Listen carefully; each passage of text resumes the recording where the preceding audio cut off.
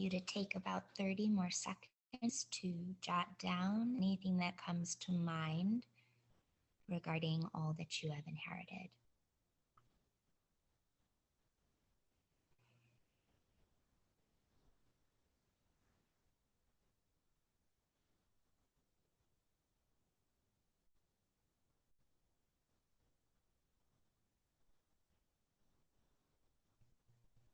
Okay. Now I'm going to invite you to pause for a moment so that I can take you to our next loop. I will say, and I just want to mention that I chose the theme of the narratives today, but you can choose any theme to jumpstart your writing. So I'm going to take you to the next one. We're going to listen to a poem by Lucille Clifton, I Was Born with 12 Fingers. And then we're going to return to the cluster or the web or list that we started. And we're going to choose one item that we have written down and start writing about it in terms of what it is, how it works, when it started, why. Again, there's no right or wrong here. It's just basically thinking about what you had, one of the items that you'd written down. But first, we're going to listen to this poem. I apologize. There's going to be a commercial. Let's see. 2, 1. There we go.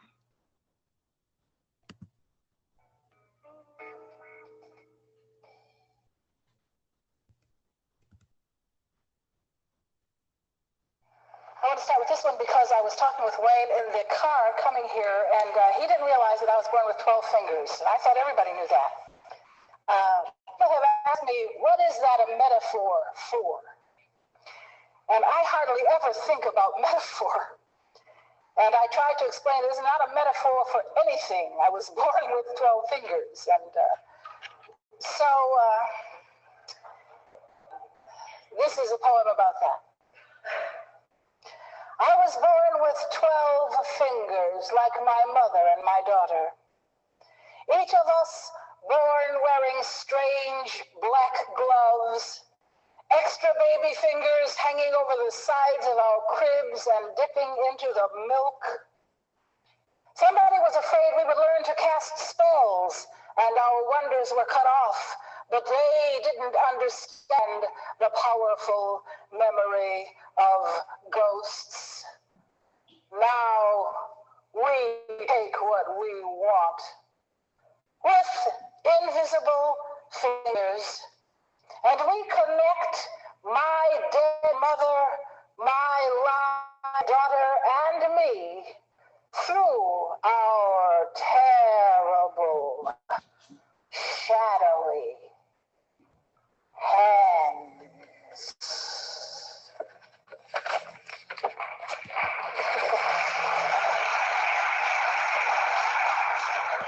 I get a kick out of that, I really do. Okay, I'm going to take you up to my slides here. All right, so after listening to the poem by Lucille Clifton, I invite you to return to the list you've made and to start writing about something in your web. We'll take about 4 minutes for this, 3 to 5 minutes for this. And if at any point anyone has any questions, please ask. But if not, we'll get started now.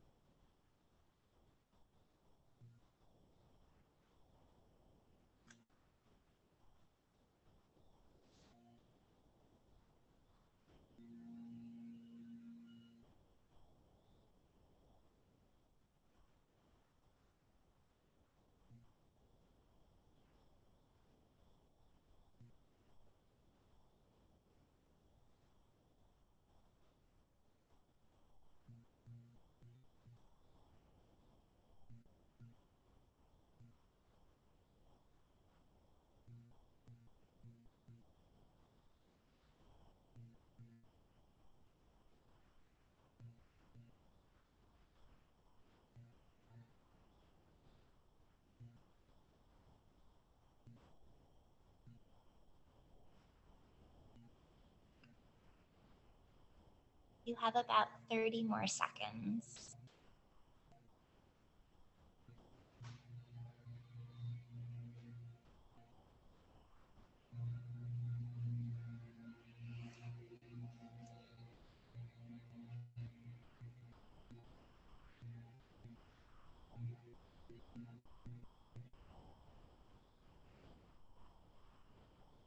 Okay, so I'm going to invite you to pause on that loop.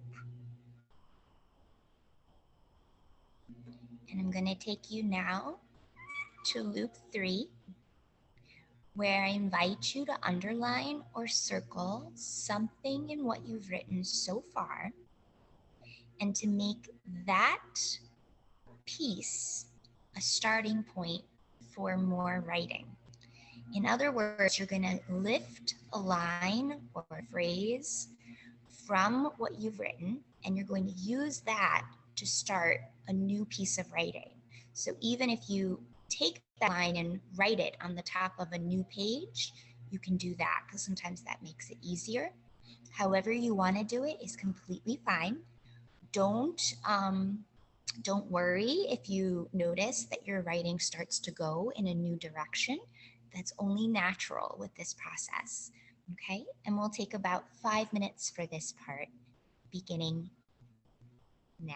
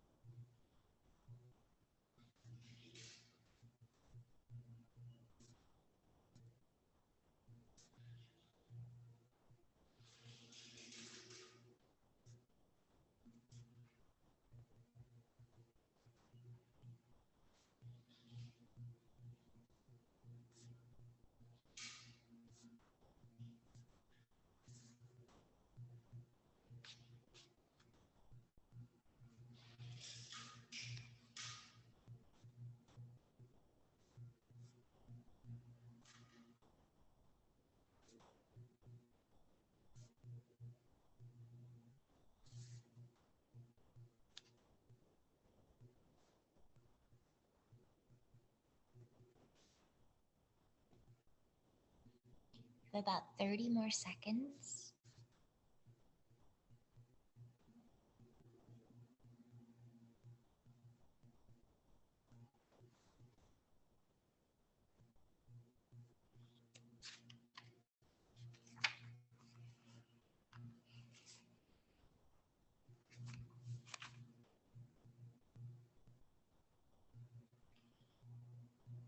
Okay, I'm going to pause you there and take you to loop number 4. There are a total of 5 loops, just so you know. So here's loop number 4. We're going to start off by listening to Naomi Raplansky, and she's going to read her poem, An Inheritance. And then we're going to start our next piece of writing in which we write about a parent or parent figure, could be even an educator, who makes us who we are, okay? So first I'm gonna play this for you. And again, I Quality apologize writing with makes the your commercials. schoolwork better and helps you stand out in the process.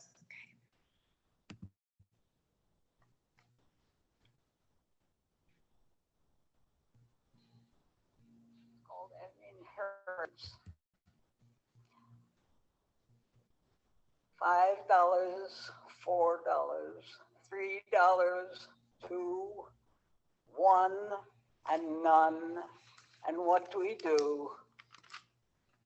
This is the worry that never got said, but ran so often in my mother's head, and showed so plain in my father's frown, that to us kids it drifted down. It drifted down like soot, like snow, in the dream-tossed Bronx in the long ago. I shot with a shake of the head. I bounced the ball. I ate warm bread. I skated down the steepest hill, but I must have listened against my will. When the wind blows wrong, I can hear it today. Then my mother's worry stops all play. And as if in its rightful place, my father's frown divides my face.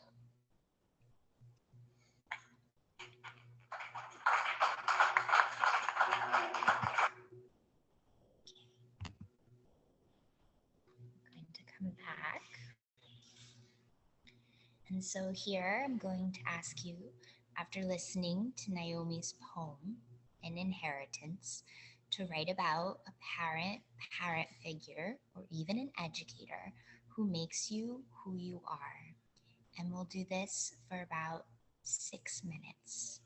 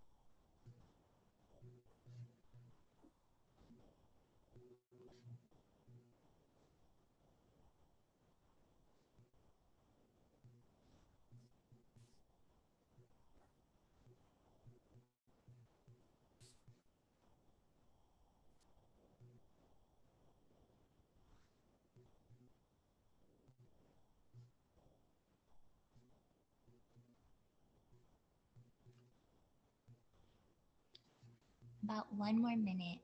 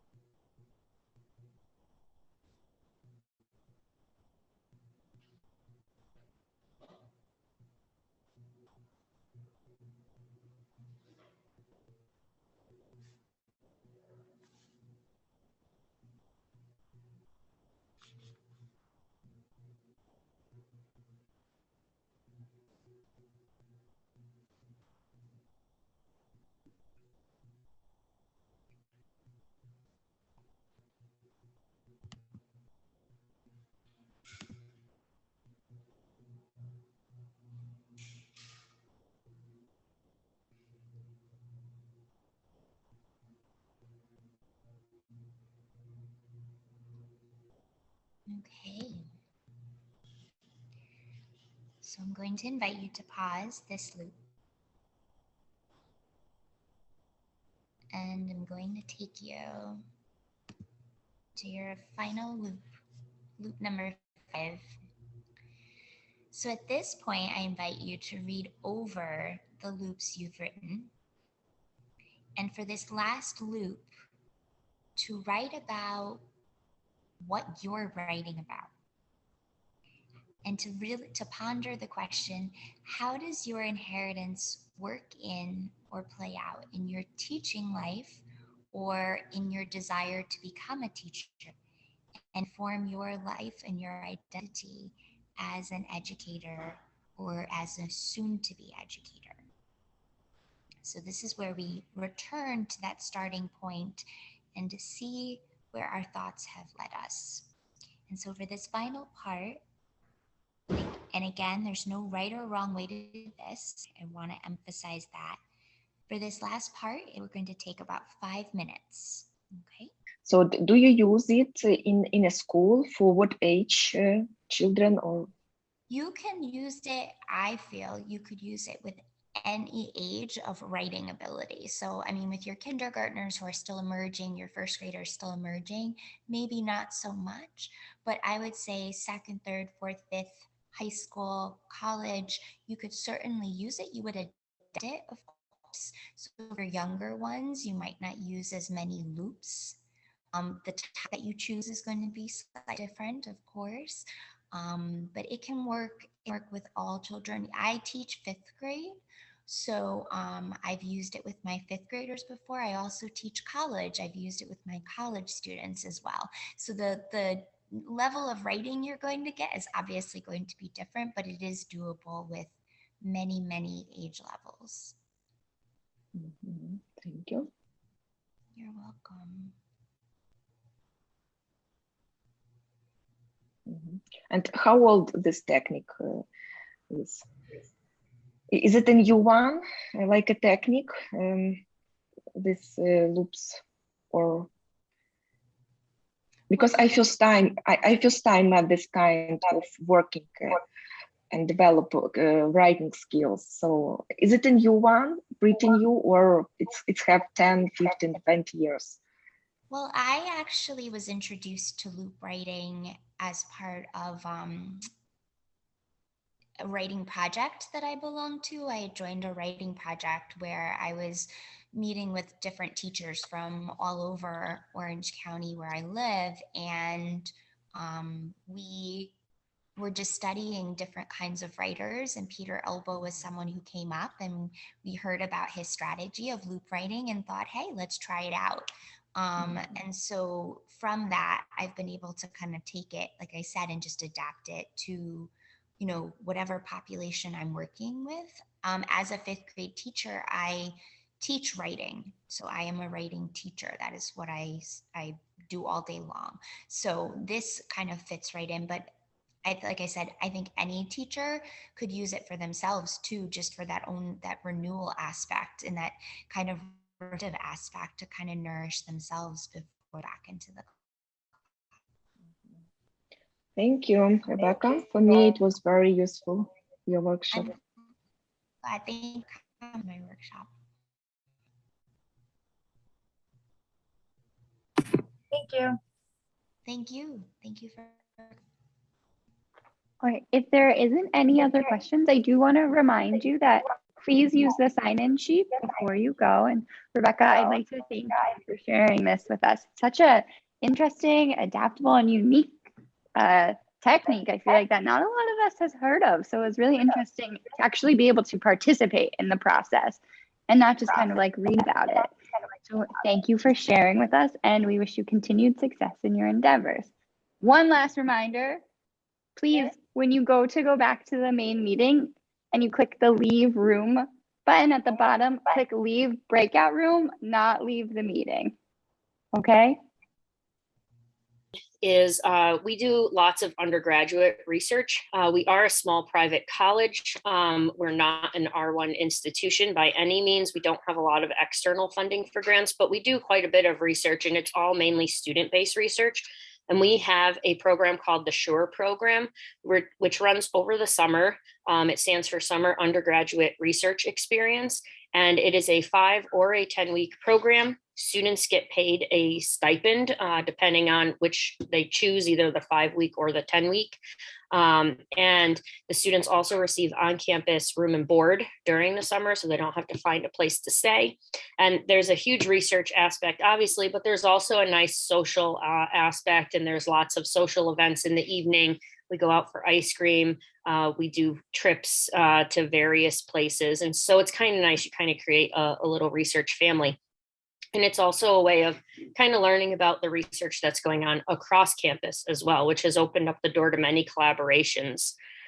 In the fall, the students, we hold a symposium where the students will present their work that they did over the summer, and both faculty and student-driven projects are typically represented here. And this is just a picture from a while ago of me working with one of my SURE students in the summer. So it was pretty fun. A little bit on my background, because I feel like I bring something different to the table than a lot of college professors. I actually have a PhD in chemical education. Most college professors have a PhD in their content area. I kind of have the best of both worlds. I went to a university in Northern Colorado. It was a 5-year program, and I actually got my master's degree in chemistry, and then I got my PhD as well in chemical education. So because of that, I feel like I look at teaching under a different lens. I know my organic chemistry material, but I'm also really curious in what is working, what's not working, what's going to help the students learn.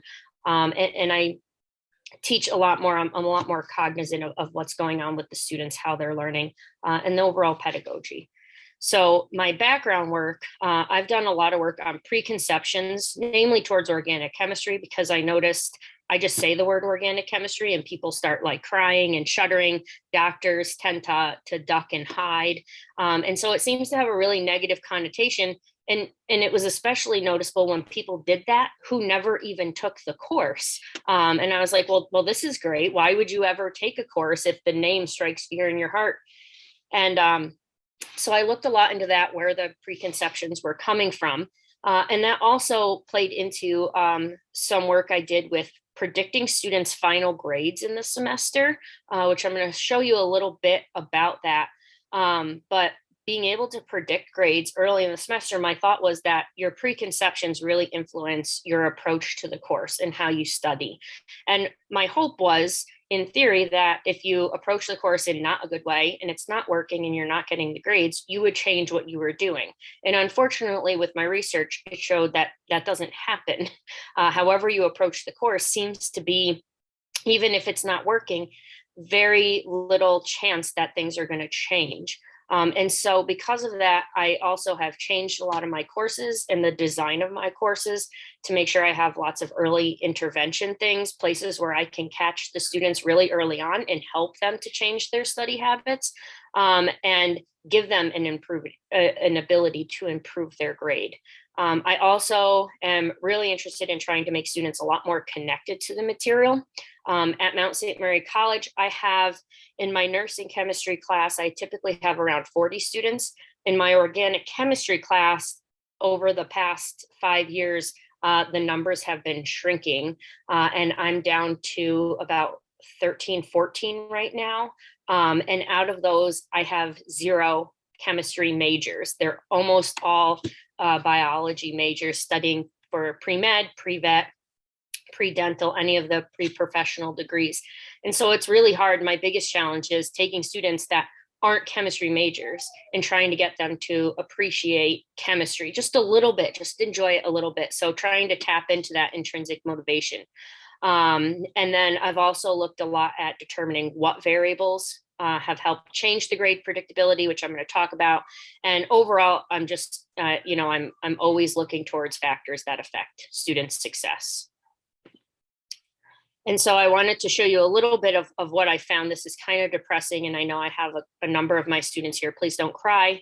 But my initial research looking at grade predictability, this happened, oh, the years are in white, you can't even see them, but it was from 2004, 5, 6, 7, and 8 were the years of this. And this shows the number of students who were able to, what happened to their grade 4 weeks into the semester to the final course grade that they got overall. And this 4 weeks into the semester was represented by 3 small quiz grades, which was less than 2% of their final course grade. And what we saw, we did this just kind of anecdotally at first, was that the vast majority of students either stayed exactly the same with their grade or decreased. And it was only a really small percent of students that was able to improve their grade from 4 weeks to final. And we did this over a couple years, and you can kind of see, other than this first initial jump up, the numbers kept going down and down for the ability to increase, so much so that the last year we looked at, which is 2009, which I don't have on this one, it was actually 0 students were able to improve their grade from 4 weeks. That's less than 2% of their final grade to the end of the semester. And so this threw a ton of red flags. And we were like, well, what is it that students can't fix their grade? Especially because as a professor, I hear all the time students saying to me, I just, it takes me a little while to get going. I'm better towards the middle of the semester. I'll improve my grade. And the research shows that's not true. And so we published this. And so this is just kind of a summary of that from fall 06 to 2010. The 4-week grade change, we only had on average about 16% of students able to improve their grade, and the entire rest of the percentage is either stay the same or decrease. So it's pretty much like, take 4 weeks of a course, and then I can pretty confidently say, like, see your grade, this is pretty much what you're going to get, if not worse, which is pretty depressing, right? No student wants to hear that. You'd probably leave crying. So when I came to the Mount, I really started implementing a lot of early intervention techniques. And after a couple of years, I did the same study. I took their 4-week grade, which was composed of 3 quizzes, and that was it, and compared it to their final. And I was actually able to completely reverse that trend. And so now students either stayed the same 24% or were able to improve their grade. And the small percentage were the students that didn't care and didn't do any of the techniques and then therefore decreased. But I felt a lot more comfortable with this because I felt like, okay, I'm catching them, I'm giving them tools that they can use to succeed. Organic chemistry is no joke, and it's very different. And a lot of times the study strategies you bring into the course are not the study strategies that are going to work. So my outline for the main part of the talk, now that we've done a little background, is the past, the pre-COVID times, and where my interests were, to the transition, and then to the present, what are we doing now, and then the future, where are we actually going with this? So my arrow is not working for advancing slides. So the past, the pre-COVID times, before COVID even hit, I started thinking about kind of radicalizing what I thought is radicalizing my classroom. Organic chemistry and chemistry in general has always been a traditionally taught class. it's a lot harder to put technology in. It's been a lot harder to find technology that actually is beneficial to students and doesn't create more misconceptions. And so I had thought and started researching this idea of flipping the classroom. And really, there was not much research on flipping the organic chemistry classroom prior to 2020. There were very few classes, chemistry classes, period, that were actually virtual. The idea behind flipping the classroom was to take kind of a more instructor-centered classroom and make it more of a student-centered classroom. And educators in natural science, we all know that active learning plays a huge role in our classrooms, but it plays a really large role in the flipped classroom. And my other idea behind using a flipped classroom was to hopefully promote engagement with the students. So this was my great idea. And so just for comparison, and so that we're on the same page, the traditional classroom, I like to think of it as the sage on the stage. The teacher stands in front of the classroom, they write on a board, a whiteboard or a chalkboard, and they just talk the whole class and students just stare at that. And it's a very static thing. Compared to the flipped classroom, where the students, what they would normally do in class, the lectures, they actually do outside of class. And what they would do outside of class, they now bring into the classroom. So what we traditionally do as homework, the students would do with you in the class, and they would watch all the lectures on their own. And so this was my idea, and it follows with Bloom's taxonomy. And so the traditional classroom, the in-class portion is always kind of the lower level stuff, remembering, understanding. And out of class, we ask the students to do the tougher things, the homeworks where they have to think and they have to make these connections. In the flipped classroom, it's reverse of that. So in the classroom, they'd be able to do this higher level thinking, and out of the classroom would be the easier thinking. So it sounded all good. I developed a survey. I did some summer research with a student. We sent the survey out to a Facebook group that I'm part of, which is Strategies in Teaching Chemistry. And we got 207 responses back from across the United States. About 2/3 were public school, about 1/3 private schools, about half tenured, half non-tenured. And we had a spread of the levels that they taught. And so our results prior to COVID, about half professors used absolutely no hybrid strategies, nothing online. It was just your strict traditional classroom. 16% considered what they were doing a flipped classroom. And the percent that's not there did use some hybrid strategies, but it was pretty minimal. Then we asked some questions because this was developed before COVID, but then, as you know, COVID hit and everything kind of got thrown in the wind for that first spring. But over the summer of 2020, we also asked what professors' ideas were moving forward, and 13% plan to just return to the way things were. No change. I just want to go back to teaching exactly how I was. 48% plan to redesign their course and incorporate some of the new things they learned. And 40% now considered flipping their classroom and just leaving it, because essentially COVID forced everybody in a way to quasi flip their classroom. All the lectures had to go virtual. And whether you did that by having students watch the videos on their own asynchronously, or you did it synchronously, everything got put online. And so we asked professors their advice for flipping the classroom, those that did, and we were told it takes time. Don't do it all at once, which is kind of funny because I don't know what everyone else had, but we had about 24 hours to completely turn our traditional courses online. We got an email, and one afternoon we said we have tomorrow off, and the next day we're starting online, 100%. You definitely need administrative support to do anything like this. You need to keep it simple and keep it really structured. And another big comment that came up was you need to continually sell this idea to students. Students are used to the traditional. They're not used to the flipped classroom. And so you constantly have to sell so that they buy into it. And so before I go any further, I want to make a distinction between online and remote learning because they really have gotten completely muddled. But online courses were designed to be online. They were created to be online.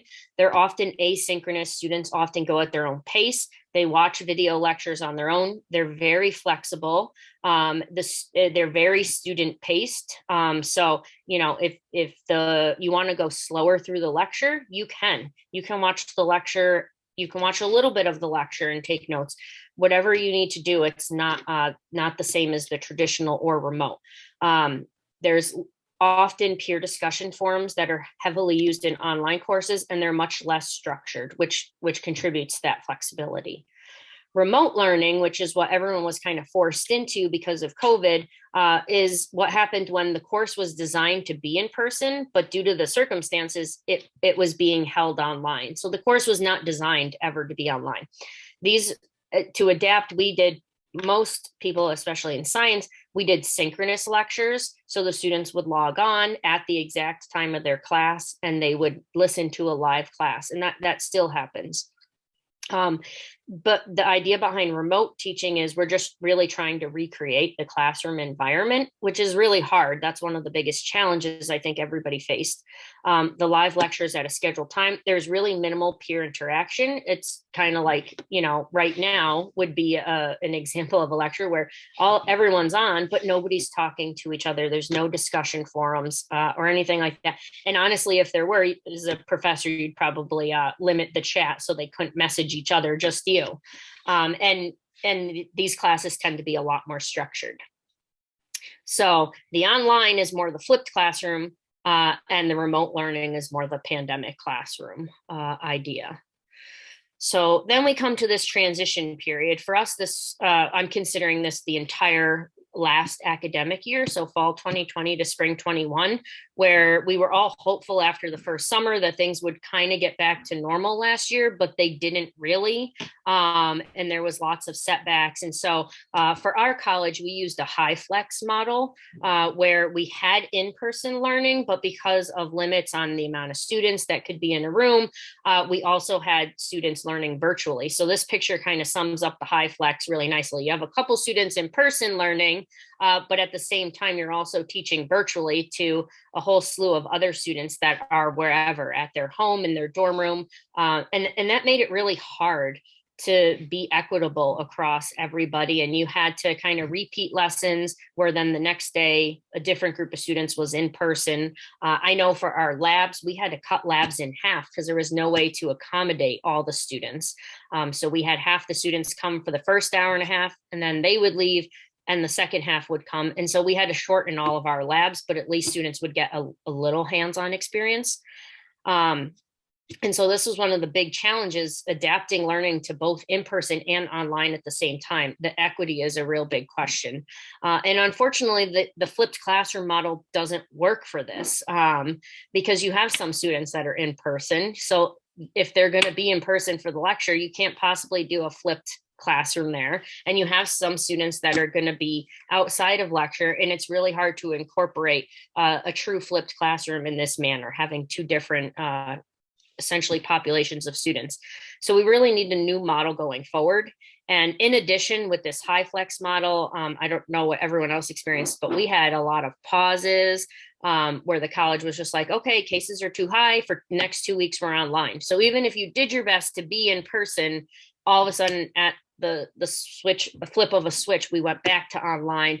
We also had quarantines where the college was still open and in person, but because a lot of students ended up being quarantined, you know, if I had a certain percentage of my course quarantined, I just went to completely online because it was too hard to kind of do this two modality thing at once. So that's how last year went.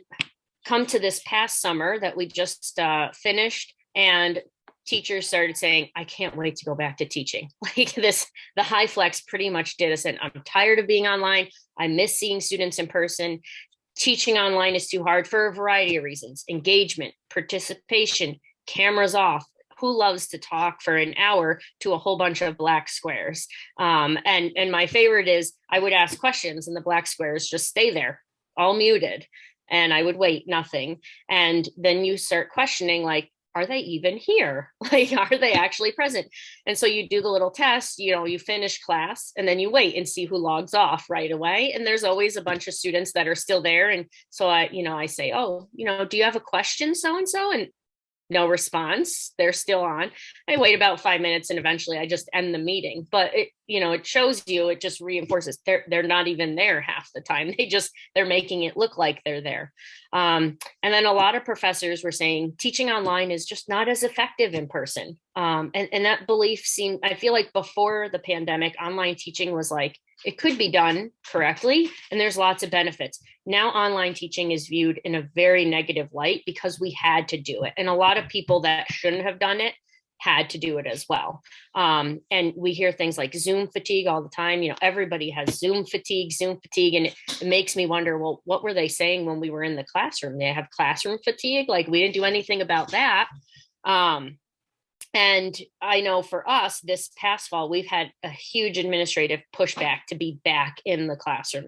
They want everybody to be back face to face. However, I wondered, well, what about faculty that maybe felt more successful teaching online or more comfortable teaching online? And I think some faculty, especially those that have an education background, really adapted their teaching style and learned from these experiences to create something better. And I hate for those two things to be at odds. The administration says face-to-face is better. You have to go back to face-to-face. But I feel like what I was doing was better for the students. And so I feel like it's taking a step backwards, forcing me to go back. And I think there's a way to integrate this. And so what changed in a year? We sent out a survey this summer to kind of compare, and there's a couple things that jumped out. Revert to pre-pandemic teaching.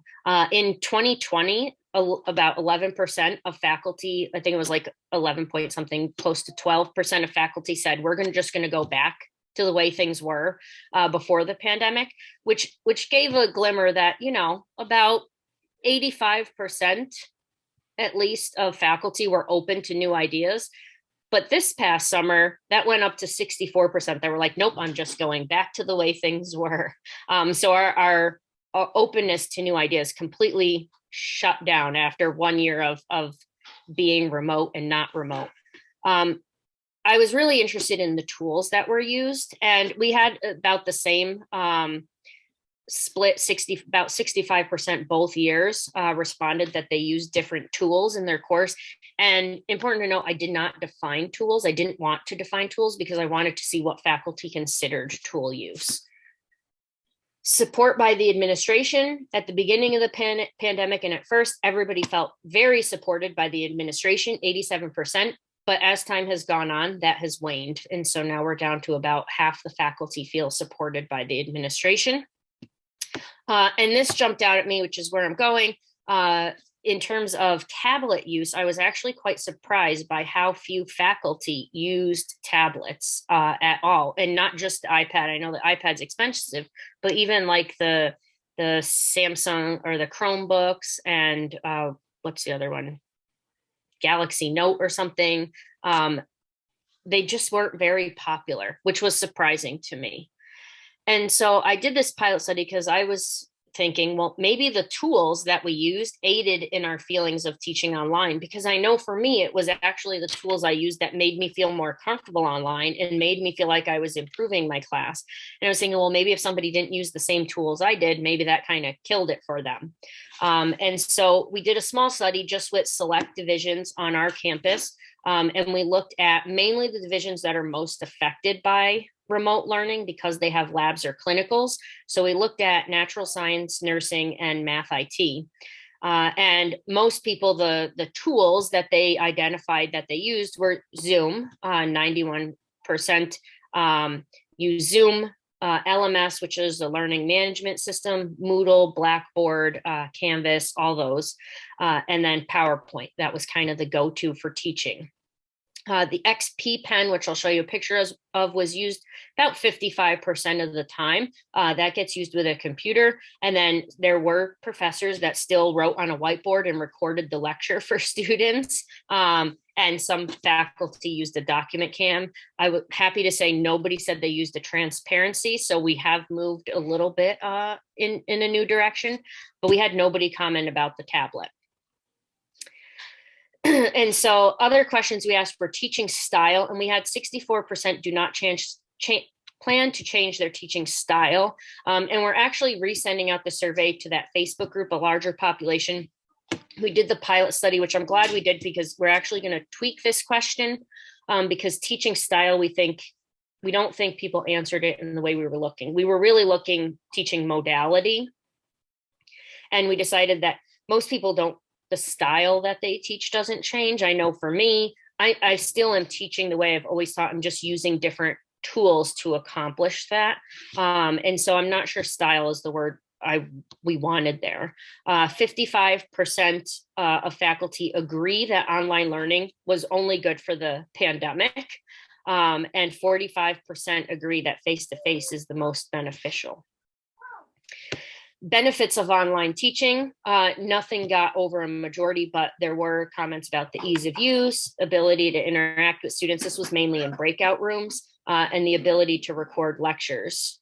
And then limitations, obviously technology issues, students being at their homes or in different places, internet cuts out, wireless cuts out, Zoom cuts out, everything cuts out. I actually was teaching a 3-hour lab, and for some reason, Optimum showed up to work on my landlord's line, and in doing so decided to unplug my line without asking or warning me, even though I have a completely different bill, completely different setup. And I walked back to see like what happened, and the guy was standing there. I was like, what are you doing? He's like, oh, I had to unplug the internet. I'm like, yeah, but mine's separate. I pay a separate bill. Like, you need to tell me I'm teaching a class. He's like, oh, it's back on now. I'm like, yeah, after 10 minutes of my students being on hiatus, like now I got to go wrangle them and get them back. Are you kidding?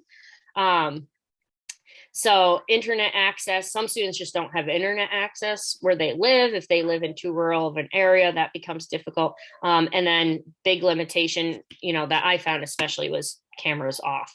That makes it really hard to teach, like talking to yourself for an hour and a half.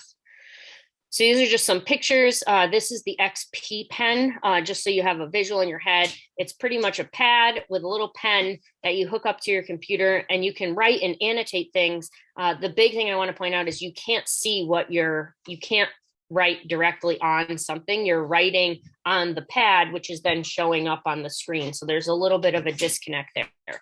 Whiteboard, lots of video chatting, Zoom. This is a nice little document cam where you're just writing, and then the learning management systems.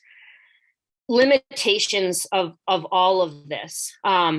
Lag time with writing, and especially if you're one of those writing with a document cam, or you were writing on a whiteboard, you block half of it, just like you are in person. So at any given time, the students, they do this.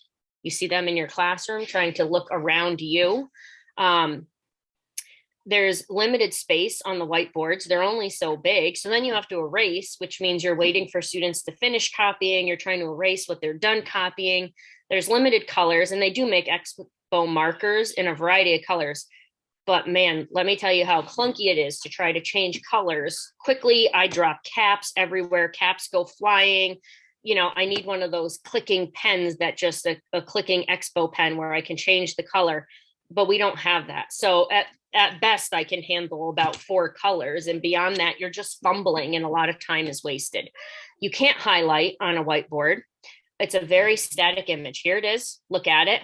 As I said, the professor blocks notes, and you're almost always talking to the board. You have to write, and it's really awkward as a professor, right? You sit there and you're writing in silence, and you're like, I feel like I should be talking while I'm writing. But if you talk while you're writing, you're talking at the board. So then you try to write and like, look, but then you write something funny, and it's a little more difficult.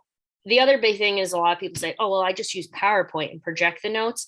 The biggest thing I have heard from students about professors that use PowerPoint is they can't keep up. They can't take the notes because the professor already has all the notes up there, and they just click through really quick. They read and click through, and students don't have time to write or the space. And it's a lot harder because with a PowerPoint, when you print it, maybe you print 3 slides per page or 6 slides per page. They're tiny. And so it's hard to kind of write your notes on where you want them.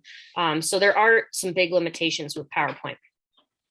The remote setup I used was my iPad, an Apple Pencil, which was like the best investment I ever could have made, my laptop, and then I always have a second monitor, which I can't like live without anymore.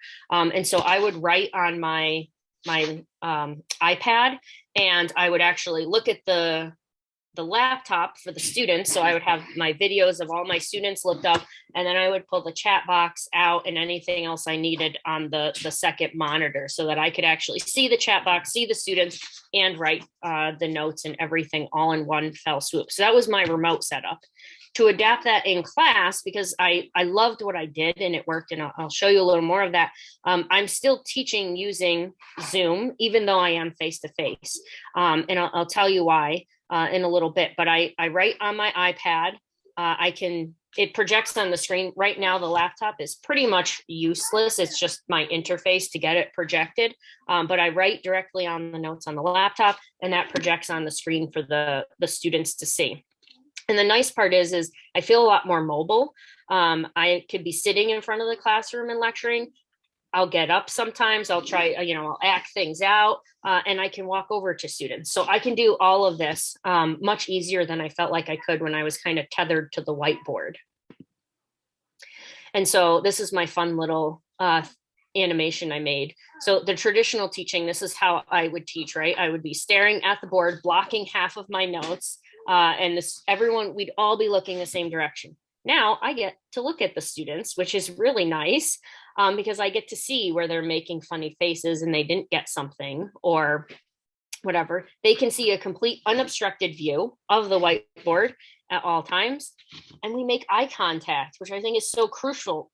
Small things for engagement, just making eye contact is huge. And so tablet technology to me became really interesting because I felt like you could use a tablet in ways to really help the students, and you could interface it with your computer. There's a lot of applications for note taking. I actually, thanks to the students, recommended Notability, which I'm going to talk about. I can write directly on the notes. It's portable. An iPad, I don't have to be wired into anything. So I could get up and move. I could stand at the lectern. I can do whatever. I can just leave it. And usually I just leave it on the table and get up. I can record the lectures, which the students really like, because they can go back and watch them. I post them. They can go back and watch things they didn't understand. I also am doing all my grading virtually thanks to the iPad. Which right now is really nice because I don't have to worry about the spread of germs. I always get sick from grading students' papers, always, because they're writing and they sneeze on it and they snot on it or whatever. And then I'm touching all of them and grading it. And I'm usually trying to do it while I'm eating lunch, which is probably the worst combination ever. Now I grade everything on my iPad. So it's so much easier, and I grade it exactly the same way I would if it was a paper. I can annotate what they did. I write notes on it. So I love it. And as I said, you can actually see the students, which is always a nice thing.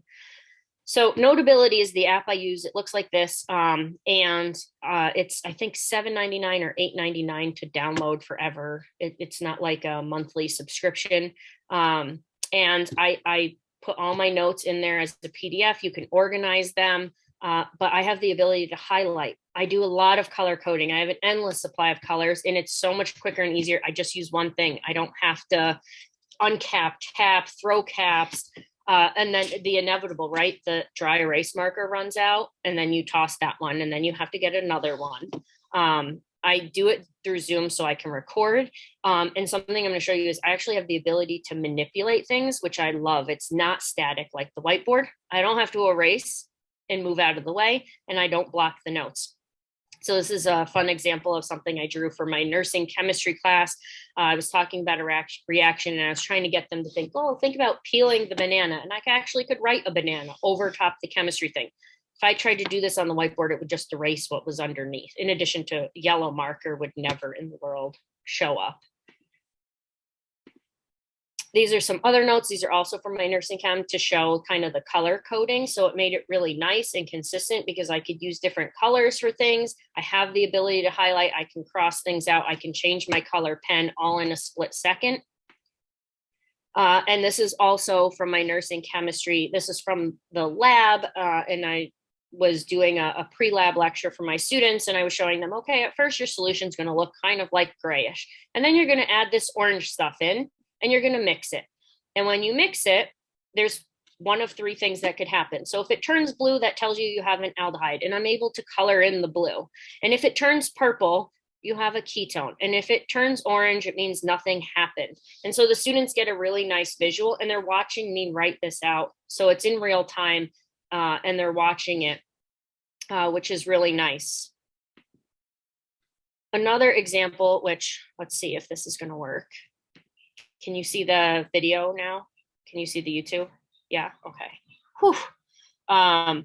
This is actually a screen recording I did of me using Notability. I have it sped up, but I'm using the laser pointer, which is really nice. And then this is what I want to show you. I can actually physically manipulate compounds, which in organic chemistry is visualization is everything. And I can do it with a model kit when I'm in person, but I can't do it on a piece of paper or on a whiteboard for students. And that's what I'm asking them to do on a quiz. I was able to turn this 180 degrees and lay it on top. I can't do that on the whiteboard. Usually I stand up in front of the whiteboard and I say, okay, guys, picture going like this, like picture flipping it, picture rotating it. And they look at me like I'm a clown, and no one has any idea what's going on. And it's really hard because you're, like I said, I've always used the model kits. Go back to this. I've always used the model kits to help students see a 3D image. But that jump from a 3D image to on paper has always kind of been missing, because as soon as it's on paper, it's completely static. And so Notability has been hugely beneficial for my organic class because I have the ability, I just circle it and I can twist it. I can move the compound. I can zoom, which is really nice as well. So if students want to see something up closer, I can zoom in on a tiny part. Or better yet, quite often, I just did this week with my students. I say, okay, here's all this stuff going on. I just want you to focus on this one little piece, and I can just zoom in so that they focus on it. On the whiteboard, they still see all the distractor, and it's harder to focus on the one little piece. With Notability, I can make the distractors disappear without erasing, and 2 seconds later, it comes back. And so I just wanted to give you kind of an idea of the success that I've had. When I was completely traditional, my class average pretty consistently was around 74.5, sometimes actually a little lower. So in fall 19, that was my completely traditional class average. During the COVID semester, where I did kind of a little of both, the remote, actually, students did comment that the remote was beneficial. This was a hard learning curve, but they actually did perform better. And then my last spring 21, the class average was up to a 78.5, and that was 100% teaching virtual. That was no in-class lectures. And I got a lot of great feedback from students saying, we love that you use Notability. It makes following the notes so much easier. I was able to see things, picture things. And so I had really good turnout with that. And as of right now, I'm teaching the class again this fall, and they're doing really well with the Notability, and I'm in person using Notability now. So is one modality better than another? As I said, a lot of faculty do think 45% think face-to-face is better. Only 36% think online is equal to learning in person.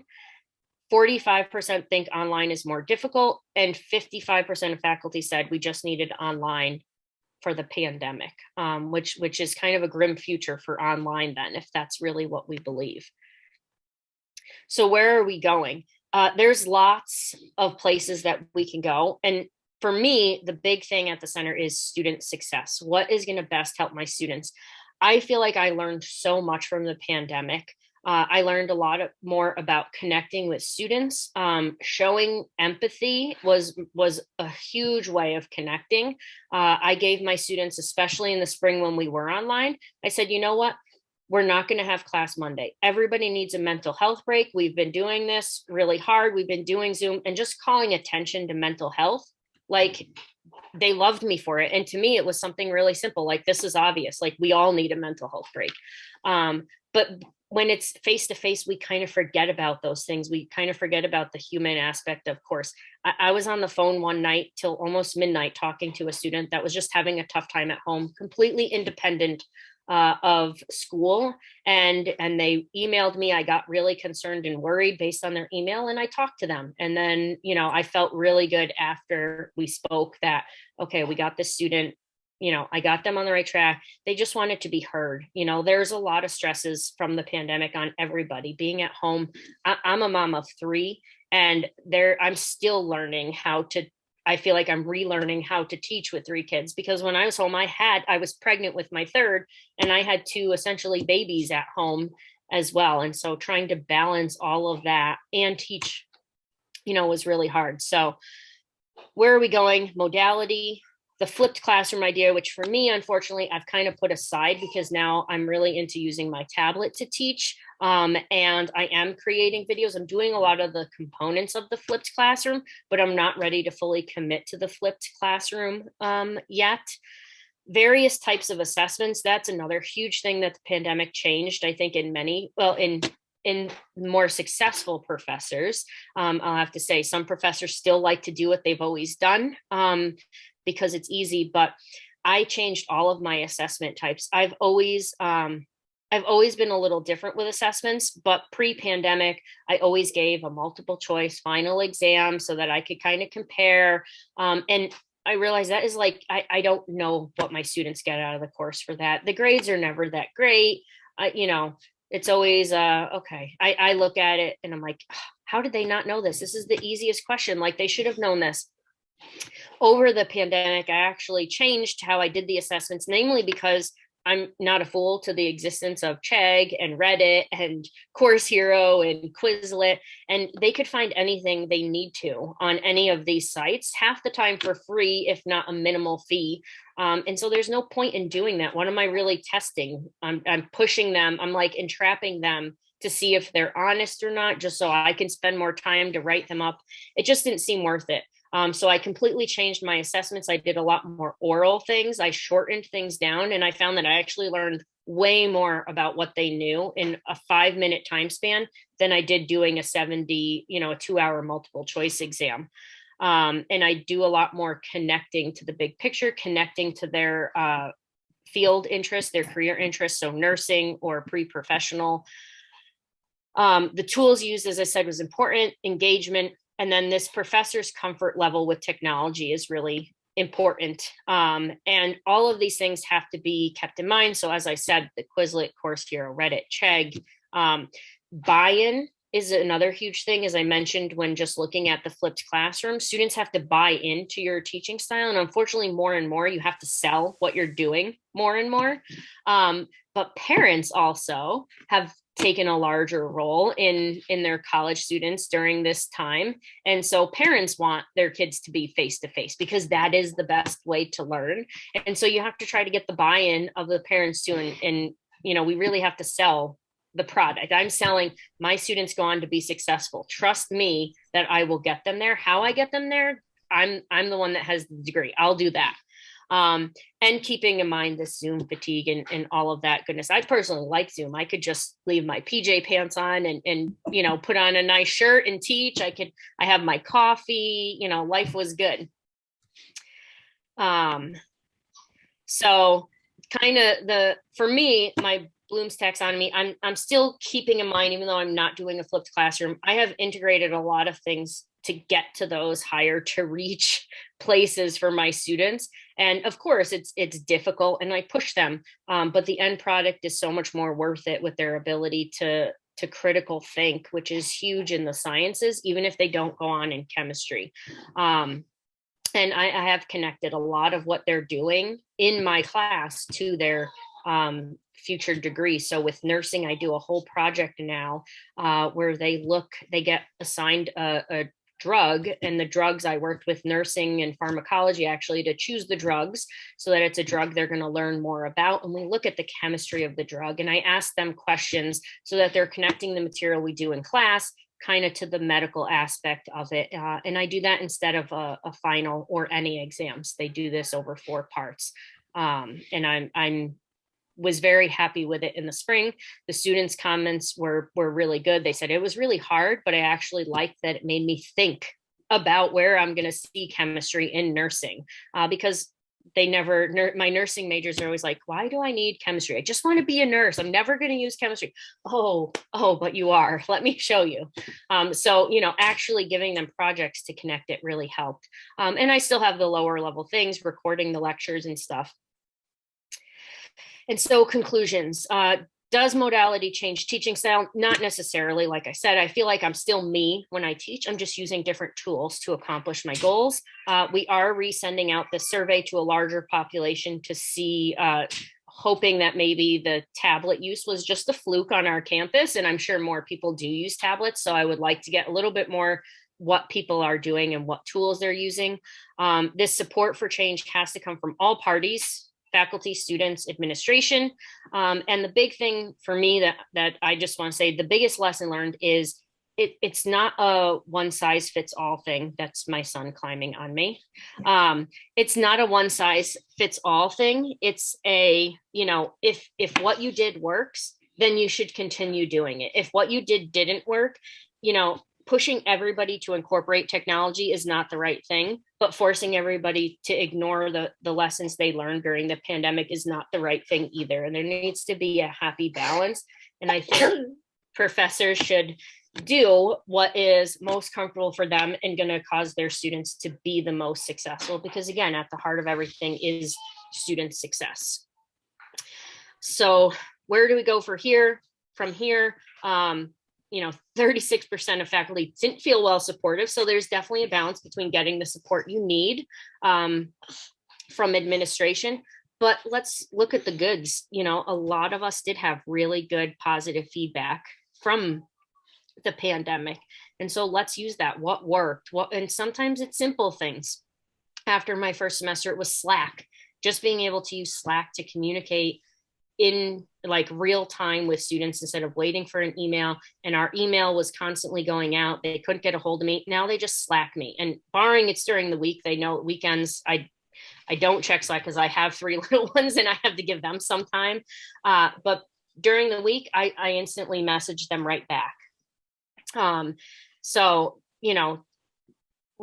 I just encourage you to tailor what you're doing to what is best for the students and what you're comfortable with. And you can push yourself and your boundaries a little bit, but don't force it. This unsuccessful classes and unsuccessful students are the students where the faculty is using Zoom, but doesn't know how to use Zoom, so they give a whole lecture on mute. That's forcing it. Don't just do it because it's there. Do it because you're comfortable with doing it.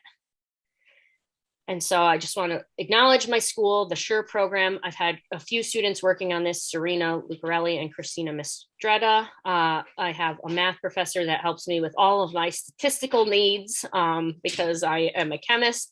And I'd like to thank Dr. Sonia Abbey Taylor and Ludmila Smirnova for hosting this conference. This is a great opportunity. And my late advisor, who I did a lot of this past research with, Dr. Kim Pacheco. I have some references and I am open to questions. I'll pull up my chat so I can see. I just want to say I'm so glad I came in when I did, because you were talking about such important things. And I love the idea of the interconnectedness with the nursing program and really that rationale that you helped to give our students. Thank you. I also think we have to go back to the main room. Okay. I think we have a couple minutes, right? So there's a question in the chat.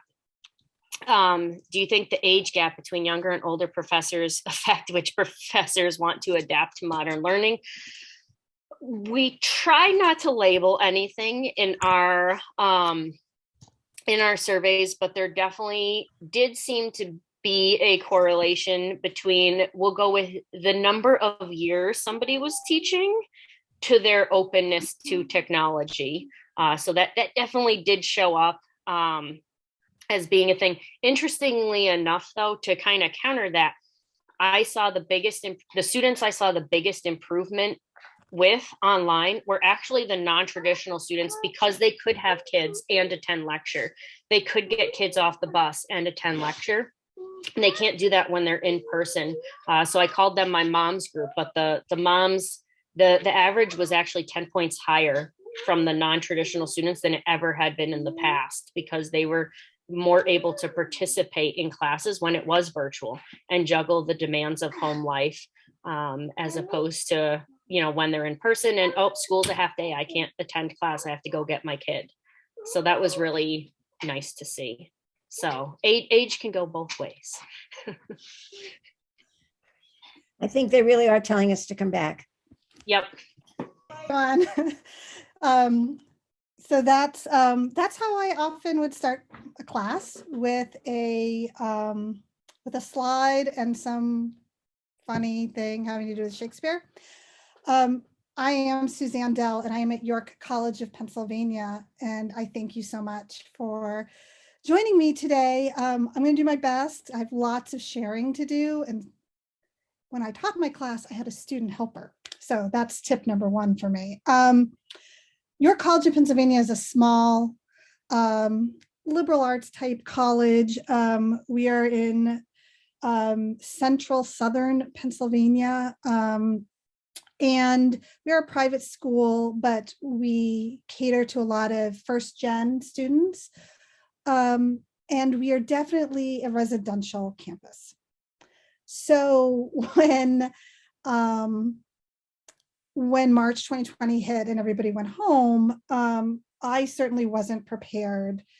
Even though I had some training in online classes, I didn't have a lot. So it was very, very challenging that semester, right, for a lot of us. And then we were coming back, and I teach theater, so I have an MFA in directing, but like a lot of schools, we were understaffed with full-time faculty. Faculty lines are disappearing. So our Shakespeare professor actually moved into a deanship. And so for 2 years, there had been no one to teach the literature class on Shakespeare. So I asked if I could teach it, and it was approved that I could teach the class. And so I was going to design a new class, and our university decided that we would be high flex, which I'll talk about in a second. So I had this great opportunity in front of me where I got to design a class any way I wanted. But of course, like many of us, I had to use multiple modalities to do so. So there was a lot of trial and error. I'm going to share some of that with you, and then hopefully we'll talk about what you found worked best for you in the last year, because I like to steal best practices, as hopefully you do as well, as we try to deliver the best content that we can. They just talked about social and emotional learning in the keynote, and I think that's really important, right, with the Gen Zs.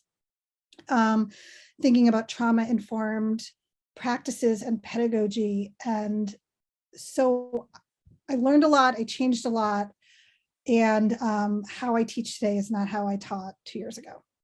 And a lot of that has to do with creating this Shakespeare course. So the first thing that I did, let's see, there we go. So right away during lockdowns, the memes started to go around, right? The meme of, oh, when the plague hit Shakespeare's time, he wrote King Lear. What are you gonna do, right? That's, no pressure at all there. So I decided, fine, for me, developing a Shakespeare course, let me try to make Shakespeare relevant.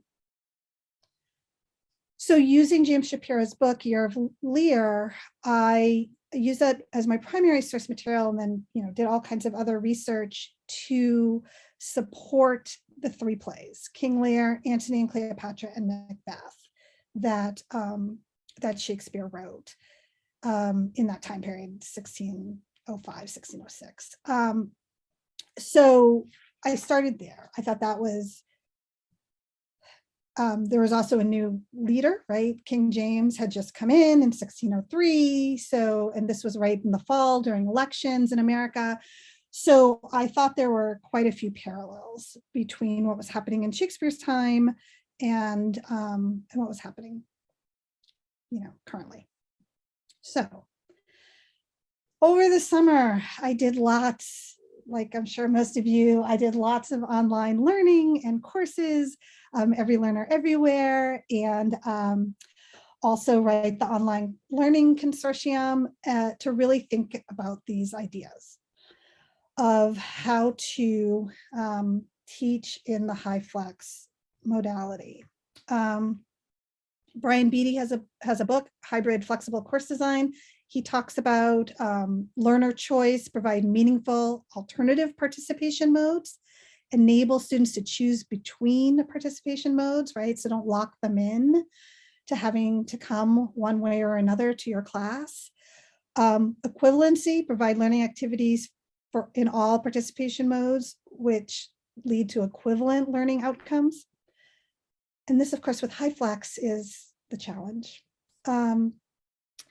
There's so many challenges, right? Reusability, using artifacts from learning activities in each participation mode. So for all students, and then accessibility, right? That we were all sort of learning the Zoom. We use Zoom. They outfitted in the summer before fall 2020, they outfitted all of our classrooms with a camera. Yeah, I guess a camera. And then we were supposed to stand in front of the classroom, like that poor teacher, and have the students in the classroom, 50% of the students in the classroom and 50% of the students on Zoom. At my university, students could apply to be on Zoom, to be remote full-time, but a lot of students came back, but we wanted to social distance the classrooms. So students had to be divided. The classes were to be divided. So if you look at this, this is from Clemson University. This is pretty similar to what I was asked to do. And a couple things that I did that were against the rules. We were supposed to, so if you had a Tuesday, Thursday class, for example, maybe students with last names A through J would come on Tuesday, and K through Z would come on Thursday. And so you'd switch it out like that. I said that, but then pretty soon I let students know that they could come to the class whenever they wanted. So some students came all the time to the class, and some students came all the time to Zoom. And I didn't monitor that. I mean, I took attendance, but I didn't take off if they were on Zoom when they were supposed to be in the classroom, or vice versa. I know some of my colleagues did, and everybody, you make the choice that you have to make. But for me and this particular class, I wanted students to be engaged, and again, with that social emotional learning, if they're worried about getting sick because they have to come to the classroom, they're not going to think about what's happening in the classroom. In fact, I had one student who I sort of made an off-the-cuff remark halfway through the semester that if a student wanted to be on Zoom all the time, they could. I thought I had been clear about that, but this student came up to me immediately after class and said, "Is that true? Can I just be on Zoom? My parents have, have conditions, and I prefer to just be on Zoom." I said, "Absolutely, just be on Zoom. Whatever you need to do to be able to focus." So that was one thing I did that was a little bit different than what I was supposed to do. Okay, so the class itself, again, right? So this was from the syllabus, and of course, in all of these classes that we took over the summer to learn how to do this, the first thing they say, right, is to make the welcome video. All right, so I am going to completely embarrass myself and show you the welcome video, part of the welcome video that I made. Hi, I'm Professor Delle, and welcome to Lit 323 Shakespeare. Now, if your experience with Shakespeare was anything like mine in high school, you may be, quite frankly, dreading this class, right? Often Shakespeare is read and analyzed in a way that tends to be, shall we say, boring. But Shakespeare wrote these plays to be performed, and he was a businessman. He wrote them to be exciting. So we're going to take a little bit of a different approach here. First of all, we're going to start with the sonnets. So we're going to look at 14 lines and analyze these sonnets that he wrote about sex and friends. Yeah, so that's, that's the basic gist of my online video, right? So explaining the class, trying to be real, trying to be personable, giving them the overview of the class. A lot of people were coming back. They had left school in March, and this was their first time back on campus or back in the classroom since then. So really trying to make the class scaffolded in a way that could ease them back in. Again, I'm a theater teacher first. So my feeling on the class was that they can read the plays on their own, or they cannot. They can watch the movie version, they can read the Cliff Notes. I'm going to provide, there is no book to buy. I'm going to provide an online version that we will use, but we're not going to sit around and read the plays. Instead, we're going to really think about dynamic activities based around themes. So that's how I tried to get students interested. Okay. So as I said, the first thing was the sonnets. So their first assignment was to perform. We talked about sonnets. We talked about, the history of the sonnet. We talked about how Shakespeare sonnets, the rhyme scheme, the volta, we talked about all of it. But then I asked them to create, to perform it in some way. So again, right, we're talking about Gen Z. So, so make a video, make a TikTok. So that's what some of them did. So let's, okay. So this is from Sonnet 20. You can see this, right? It's got Harry Styles. Everybody can see that. Okay, great. Okay. A woman's face with nature's own hand painted, hast thou the master mistress of my passion, a woman's gentle heart, but not acquainted with shifting change as in false women's fashion. And I more bright than theirs, less false and rolling, gilding the object whereupon I'm gazing. A man and hue, all hues is controlling, which steals men's eyes and women's soul. And for a woman wert thou first created, till nature as she wrought thee fell a doting, and by addition of me thee defeated, by adding one thing to my purpose, nothing. But since she put thee out for women's pleasure, mine be thy love, and thy love's use their treasure. Okay. So, we're back on my PowerPoint, right? Yes, you see the PowerPoint? Okay, great. Sorry. Like I said, I had a student, so that was one thing. I did have a student helping me. And I also had 2 screens. So I would bring my own laptop into class so that I could engage like we're engaging here at the camera with the kids on Zoom, but I could also use the other screen to see what was being projected. So yeah, so Sonnet 20, that was Hannah's version. I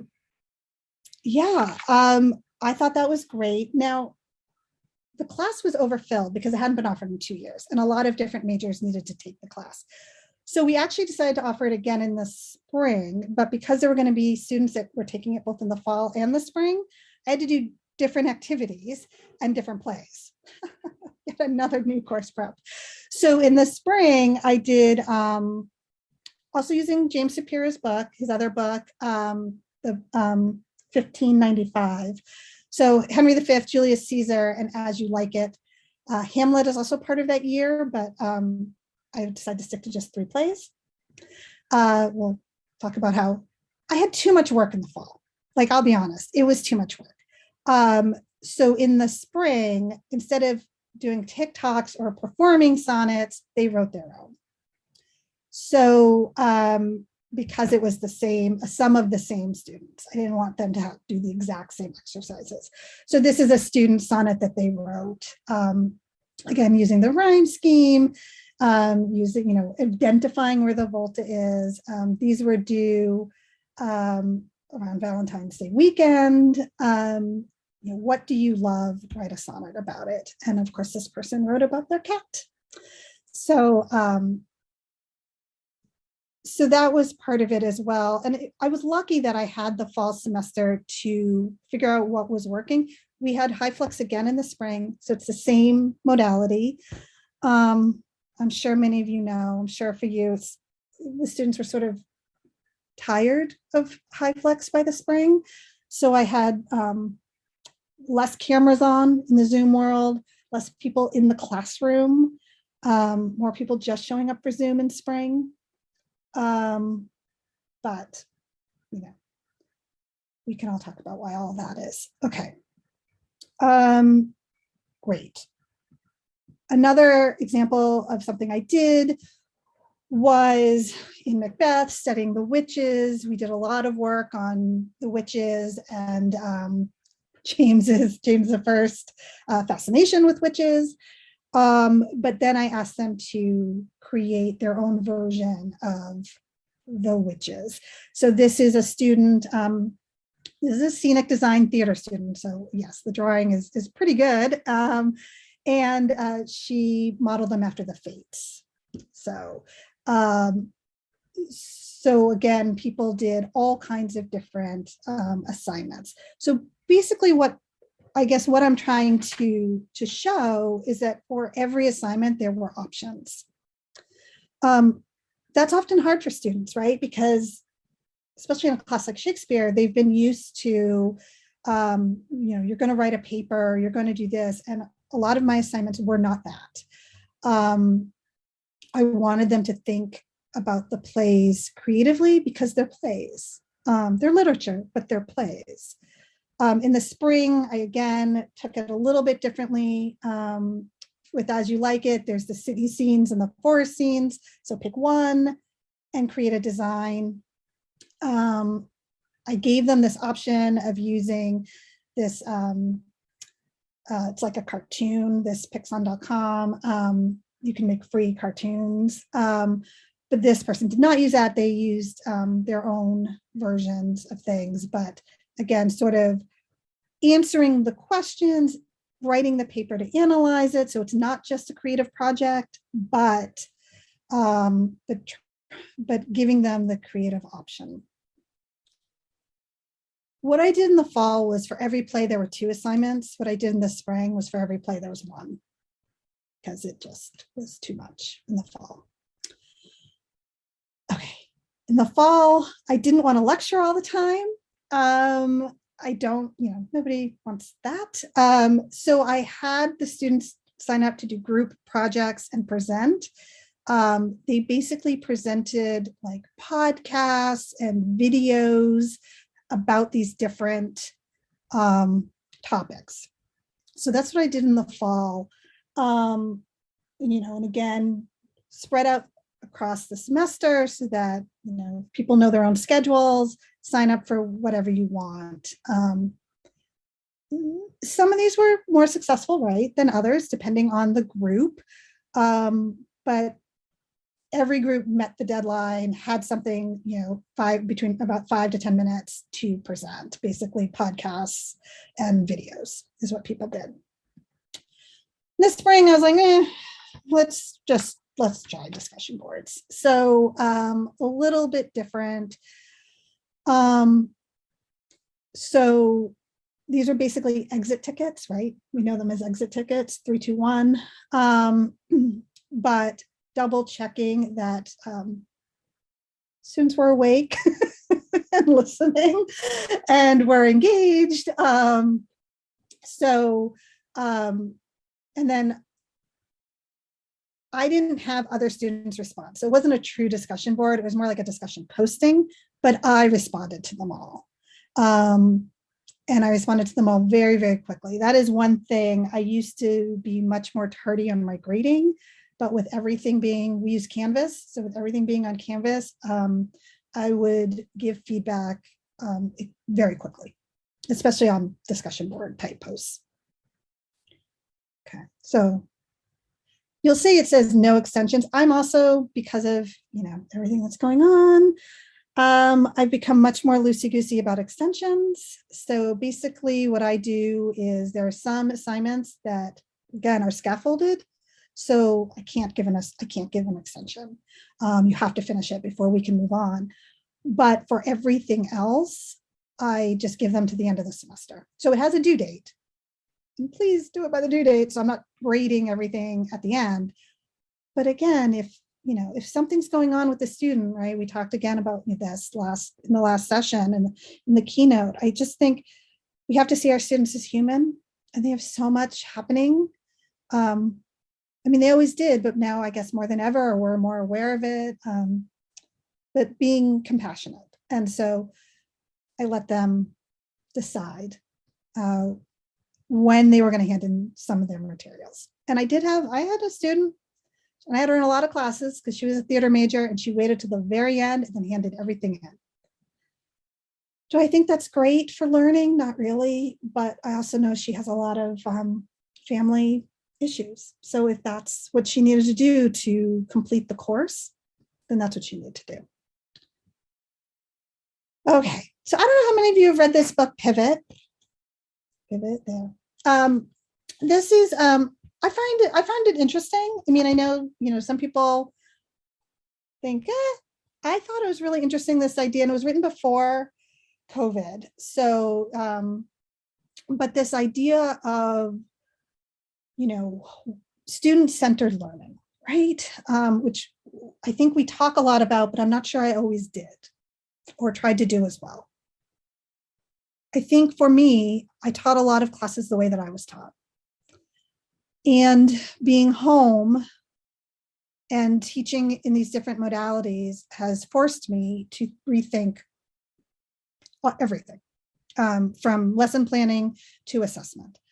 So, right, so they say that, and people were talking about this, their own research, right? In the keynote, lots of people were discussing, their research on how people learn and process, and that they write that the university's responsibility, it must adapt to the role of faculty and the learning spaces in which they teach to a new reality of how information and knowledge flow through the world. Pre-COVID, information and knowledge flow through the world, right? Now more than ever, we need to create courses that meet these tenets.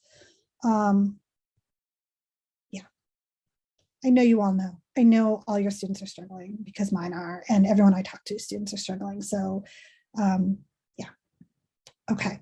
So in the spring semester, I just said, okay, fall semester, they had to write a paper, right? Typical paper for a Shakespeare class. Spring semester, I went, nope, choose your own adventure. You have choice. So, and this came out of, I did do an online session with Jesse Strommel of an essay. So this idea, right, of like, how do we assess students? So let them come at the material any way they want to. So BuzzFeed quiz. One student did the BuzzFeed quiz. Do you see her BuzzFeed quiz? Yes. Only kids who paid attention in English class. That's probably not true, but which famous woman does Shakespeare's wife share a name with? Yes, right. This is the thing that students are always like, Anne Hathaway, he's married to the princess. Yeah, okay. So, right. So what is not part of a sonnet? Okay. Okay, I don't know. I think they're all part of a sonnet, but I don't know what you wanted me to pick. Again, right? So like, it's cute and it shows some understanding, but also, yeah. Volta, great. So, okay. So all of these different questions, that was one thing. One student did a blog. So this I love. When I first signed up to take a college Shakespeare class, my family all teased me. Yes. So again, she goes on to talk about how her ideas of what Shakespeare is. Yes, there's the Something Rotten that I started with. How her ideas of Shakespeare changed over the course of the class. Okay. Setting it to Something Rotten, and that's fine. How that all related. Again, yes, right. The 10 things I hate about you.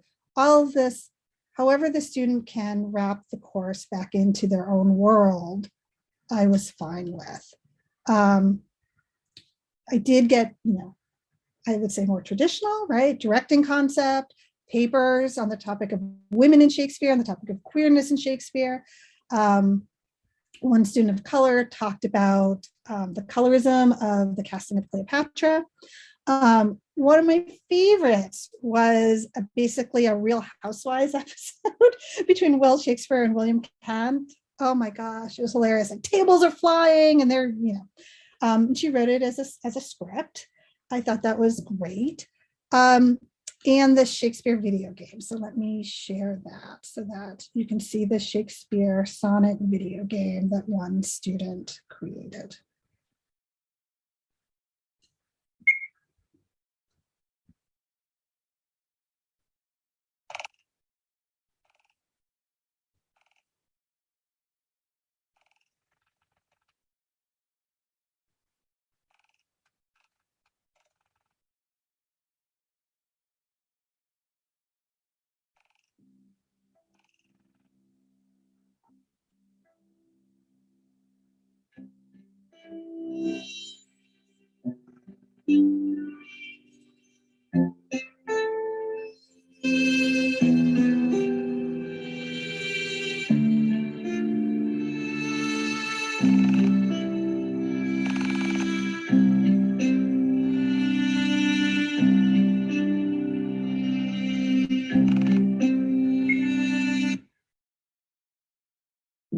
Okay, so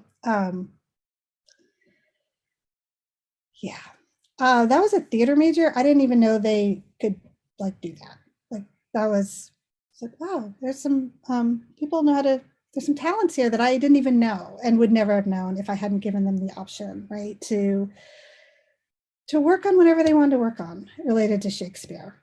Okay, so our school adjusted the student observation forms. So they were less about, less than like 1 to 5, the Likert scale, 1 to 5, how did this teacher do? They didn't do that. They really wanted to figure out what was working with the technology and give students a place to talk about their own experiences. So these are comments from student evals. Again, they were different than our typical student evals, but it felt like, again, the combination of what I would say is some rigor having to do with the history and working through some of the plays, the themes and ideas. But yes, we did take a BuzzFeed quiz about, which wife of Henry VIII are you? Yes, and then I had them change their names on their screens, which was sort of crazy because then I had like so many Catherines on the screen and I was like, Kath, I don't, yeah. So again, you live, you learn. And then, technology. And, I don't know how many of you also did this, but the 2 computers for me was absolutely the lifesaver. I couldn't have done it if I wasn't able to communicate here and then also see what everyone else was seeing. First semester, I did have a student help me. By second semester, I felt like I didn't need to do that. Yeah. So I'm here. I'm at the end of what I prepared to talk to you about. And this is the part that I'm most excited about. I'd love to know what courses maybe you had to redesign and how you integrated what you learned into your current pedagogy moving forward. I think the majority of us are actually still college students working on it. Oh, that's great. I love that. Then tell me What worked for you? Oh, good. This is even better. Tell me. I personally feel like I struggled a little bit with solely Zoom learning, just because in the beginning it was such a big learning curve. Everyone was still learning how to do it, especially once we like brought in like that high flex where like the teacher was teaching in the classroom and on Zoom. And I intern in a school district, so I felt like I was always in quarantine. So and then when my teacher was teaching on Zoom, like I couldn't see the screen, I couldn't hear. So it just felt like an uphill battle. But now that we've sort of gotten into the swing of things, like now we know, like you can share your screen or like adjust like the internal microphones. So I feel like it's gotten easier, but it was a struggle in the beginning. Well, and I said, like, my school put these cameras in all the classrooms, but then they wanted you to stand at the teacher's desk so that the camera could get you. But right, then students aren't really going to be able to hear me. They're going to see me from afar. Like, that was the laptop and there was no way for me to figure out how to engage and see students if I didn't have the second screen. Yeah. I can say that I feel like you gave grace very well. And I wish that's something I would have experienced in that learning curve, because a lot of times it was like, sorry, like you were there, got to do what you got to do. And there wasn't any like, okay, I understand, like take an extra day, take an extra 2 days and get it to me when you can. Look, the question becomes, right, what are we measuring? Or what are we assessing, right? Are we assessing someone's ability to turn in something on time or to be punctual, or right? If that's what we're assessing, somebody's ability to meet a deadline, great. But is that really, as teachers, what we're assessing? I think we're assessing content knowledge and lots of other things, right? But content knowledge primarily. And in this day and age, everybody has a computer in their hand. So I don't need you to memorize facts. Like that's also, to me, I feel like that's how I did things when I was your age, right? When I was in college, we had to memorize facts. But now if I ask somebody, where was Shakespeare born? You can look it up on your phone. You don't need to know off the top of your head Stratford-upon-Avon. It's great if you do, but do you need to? So again, that's why I was thinking about, like, let's talk about the concept of time and As You Like It. Let's talk about feminism using Macbeth, using the witches in Lady Macbeth. And let's talk about colonialism in Shakespeare's time period and how it finds its way into the plays. Let's talk about war through, Julius Caesar, leadership, and what we value in leaders. Like, that's how I chose to do it, because, what are we trying to assess? That's the question. Does anybody else have any thoughts? Yeah, Rebecca, I loved what you said in the other session. Oh, thank you. If it's okay, I'd love to speak to the whole Shakespeare thing, if that's all right. It's not so much about teaching remotely as it is just about the teaching of Shakespeare, because I'm a fifth grade elementary school teacher, as well as an adjunct professor. But in my elementary school, I teach Shakespeare to fifth graders.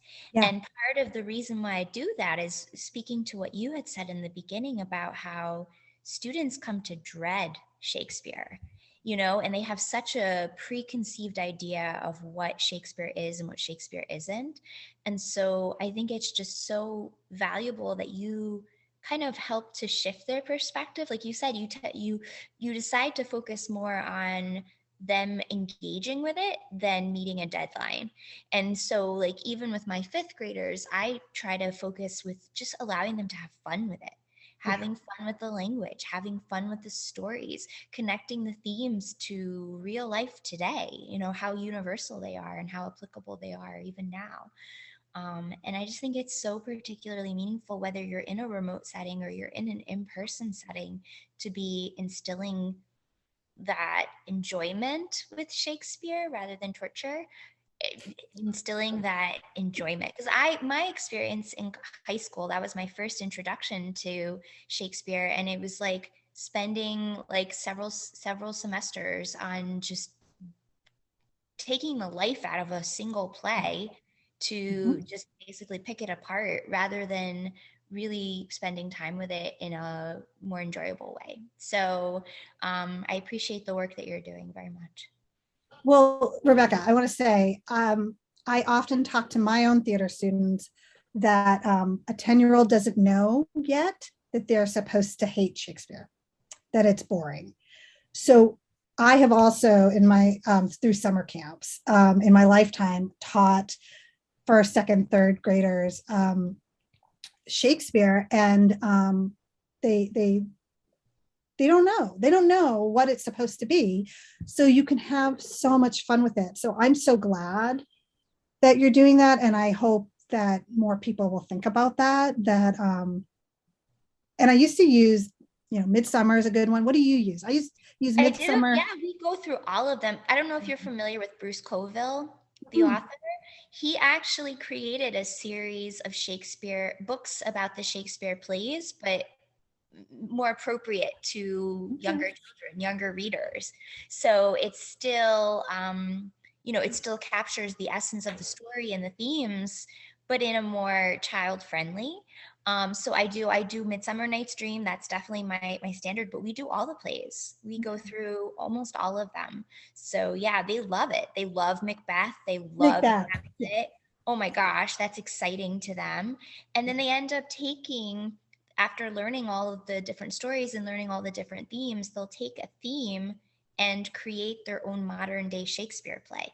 And as a class, they put on a production. So I'm not a theater teacher, but they do a production as a class of their own modern day Shakespeare play. So yeah, it's really exciting. I love that so much. I mean, yeah, my high school Shakespeare experience was not pleasant. And it wasn't until I started studying Shakespeare in grad school that it like all clicked for me. I've been doing theater my whole life, but I had stayed away from Shakespeare because I was scared. And so the one thing I want to make sure for these college students who are going on to be teachers, that's one of the groups that has to take Shakespeare is the education folk. I want to make sure that they lose the fear and understand that it is accessible. Yeah. And that's great that you still get going even during and high flex learning. That's, I think, the biggest thing right there is that you were able to keep it alive and keep the enthusiasm for it and keep the engagement for it even during those times. We actually did this as we did my theater program did Macbeth in the spring. Students were masked, but we did, and I cut. I'm a believer in cutting Shakespeare. So I'm one of those, which I think, we're in theaters. He was at the Globe. It's a different situation. We don't need all the verbiage that they did. But anyway, so I cut.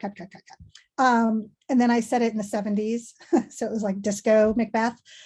Again, trying to engage. Like, I get it. It's not the way a purist would do it. But we're talking about, for some college students, this might be their first, their first touch of Shakespeare. And the last thing I want them to do is sit through 3 hours and be bored. Like, we're going to do the hustle in the middle of this and keep it moving. Like, and then maybe you'll go back to the play and read the whole thing. I don't know.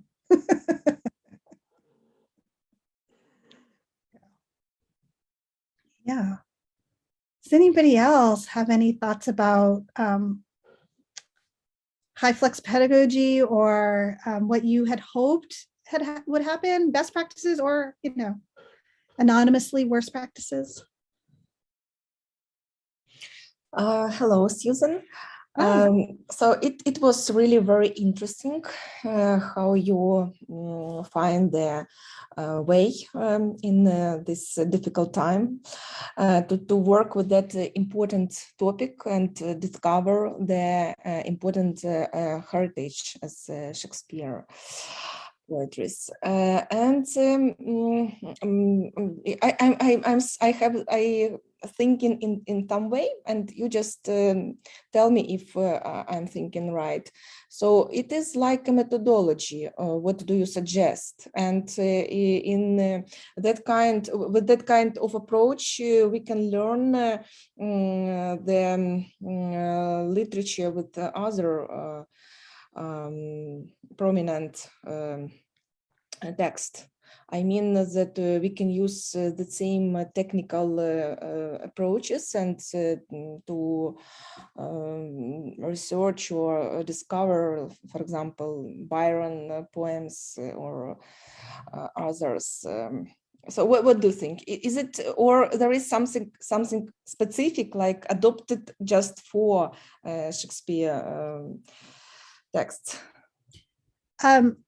Thank you so much. I think that, again, I'm trying to, I mean, this is, we all are really busy and it takes a lot of work, but I have been trying to rethink all my classes. I think it's easier when you have never taught something before. And so because this was the first time that I had taught Shakespeare, so for example, this semester, I am teaching production management for the first time. So I have a master's in arts administration, but I've never taught production management specifically before. So again, as I am now thinking in this way of how do I want to assess students and what are the true learning outcomes. So what I've done there is their final, they have 3 choices. They can either write a safety plan for a theater, because we spent a lot of time on safety. They did oral reports about theater disasters. I had them, there's no book for the course. Instead, they had to pay to get their OSHA 10 certification. OSHA is the American Association of Worker Safety. So they had to get certified, 10 hours of certification in that. So that's choice 1, is write a safety plan for theater. I am not a production manager, so I had 4 of my friends who are production managers Zoom in from across the country. So option 2 is that they find a professional and they record a 10-minute podcast, similar to how we had the Zoom Q&As with the professionals. And then 3rd is we've recently been spending time very specifically creating using Excel and Word and like creating forms, like, sort of the nitty gritty of the job. So the 3rd option is to pick a play and create all the paperwork around production managing that play. Because again, the class is not just theater majors, it's got business students in it, it's got all kinds of students in it, sports management students, a bunch of them took it. So I want them to pick the final project that they feel will be most useful for them in their career goals. Mm-hmm. Rather than me telling them to do this, they should choose.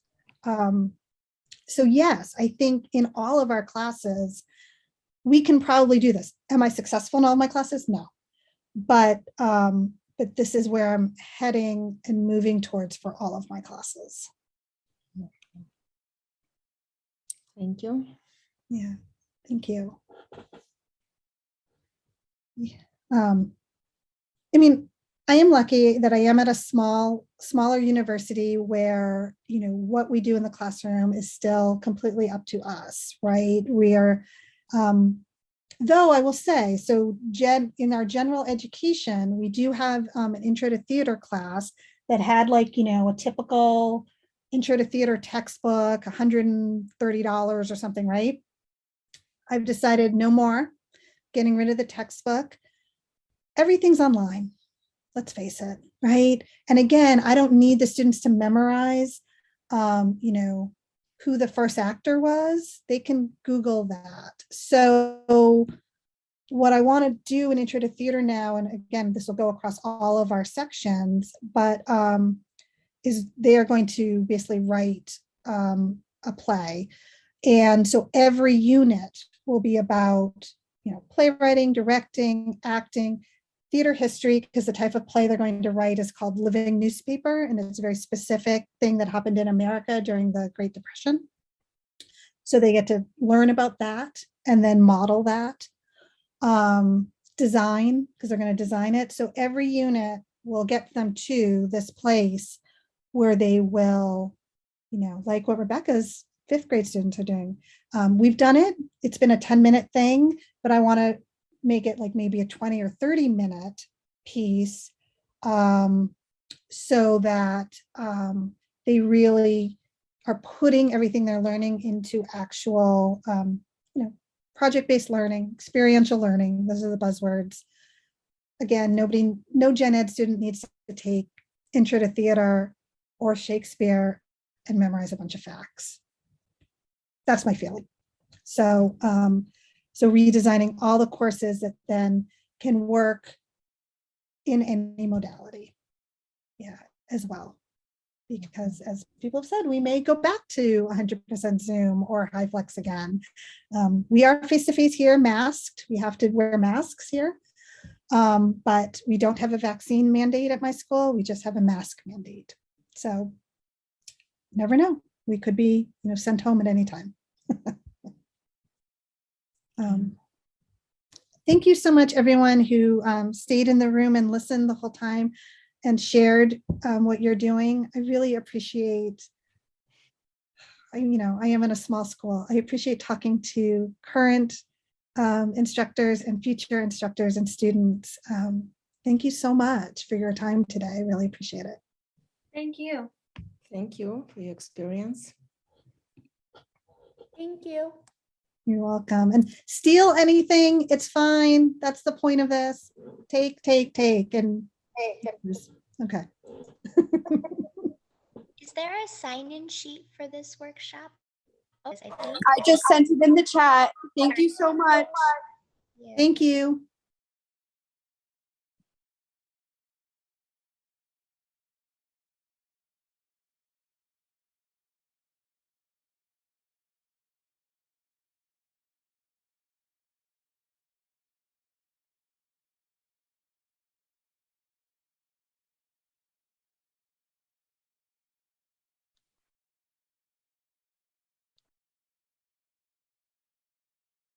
Hello. Hi, how are you? Hi, and you? Good, thank you. All right. Nice to meet you. I'm very happy to be here. For me, it's an honor, and I'm so excited. We're so excited to have you. So before we get started, I just want to give you guys a few reminders that we do ask that you keep your microphones on mute until the question and answer portion of the session, and that there's going to be a sign-in sheet sent out before the Q&A. So if you need credits for CTLE or KDP, please make sure you sign in so that we can get those to you. With that being said, it is my pleasure to introduce Valentina, who's joining us all the way from Italy.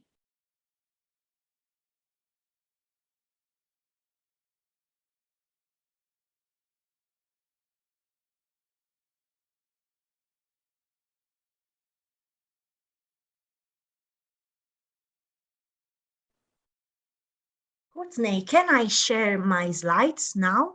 Or I'm talking and I'm on mute. You should be able to. okay, yeah. Let's see. Okay. Mm-hmm. There we go.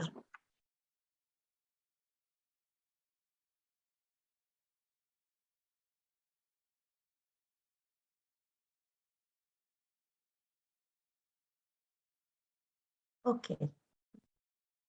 I'm ready. Good afternoon. My name is Valentina Paola. I am research fellow at Federico II University, and today I would share with us my exploratory study about distance learning for pupils with special educational needs. In particular, my aim is to explore what is the experience of special educators during the pandemic. In Italy, during the pandemic, the decree of the President of the Council of Ministry was the only tool to contain in some way educational activities caused by COVID-19.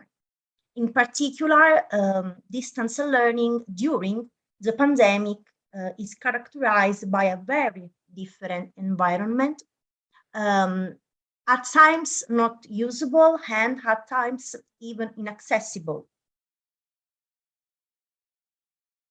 During the pandemic, we have observed in particular a failure, or in other situations, an inadequate adaptation of the materials prepared for distance learning and the activities aimed at the class.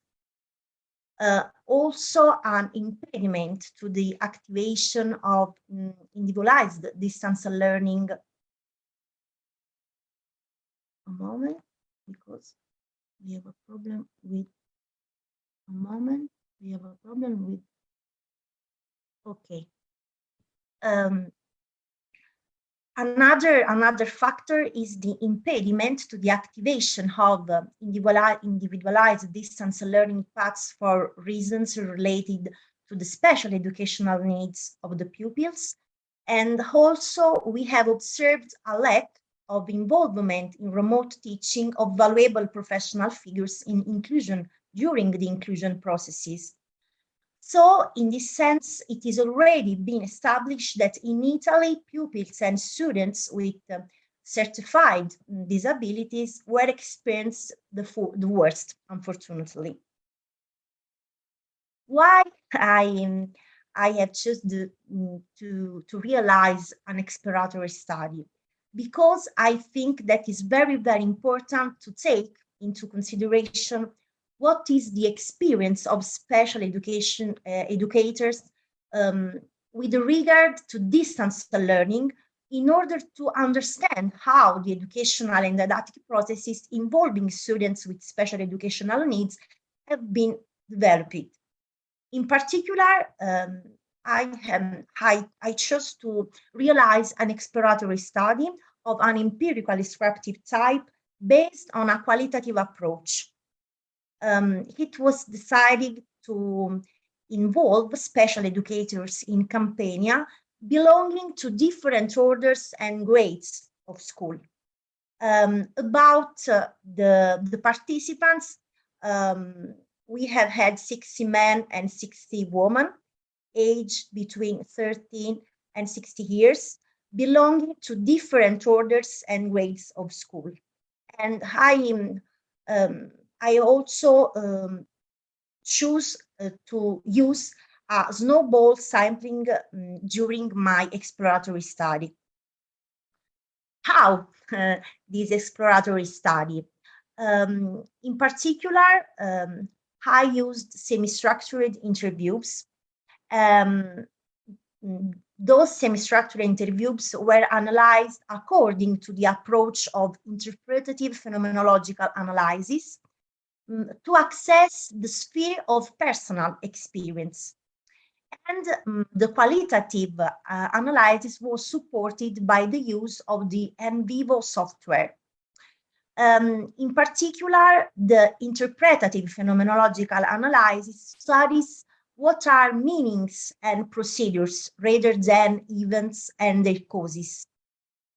During an interpretative phenomenological analysis, the researcher must try to penetrate the life world of the participant who is considered the true expert on the topic of research. And in particular, for my research, for my exploratory study, the special educators are the experts about the distance learning with the pupils and students with special educational needs. In particular, the goal is to understand as deeply as possible how, and starting from that, the participant in this situation, the special educator interprets what he or she lives, connected with the subject about the distance learning. During my qualitative analysis, I have detected a series of emerging themes through which it is possible to read what is the experience of special educators regarding distance learning in terms of loss of the dimension of sociality, lack of equal opportunities, which widens the difficulties of pupils, being able to continue to have a relationship with their students, an excessive use of tablets, computers and mobile phones, new forms and new spaces of learning and teaching, and also a different way of understanding the pupil's performance, promoting autonomy and a sense of responsibility in students, difficulty of parents in supporting their child during online teaching due to poor computer skills. Oh, there is a problem with. Okay. And also the difficulty in making the students work regularly, who needs to be continually encouraged, often requiring the intervention of the family. During the qualitative analysis, participant interviews were audio recorded and transcribed. Then we proceeded to analyze the semantic content, the language used on the identification of emerging themes with the support of the in vivo software. And in particular, a theme is an element that captures something important in the data and represents the level of recursion or meaning in the data. The key aspect of a theme is whether or not to capture something essential in relation to the general research question. The themes are also generally expressed through short sentences that summarize the essence of that part of the text from which they were extracted. The goal is to capture what is fundamental in this part of the text, not forgetting that the part must be interpreted in relation to the whole, therefore in relation to the general text. For each theme, I have chosen to report some quotations, okay, to help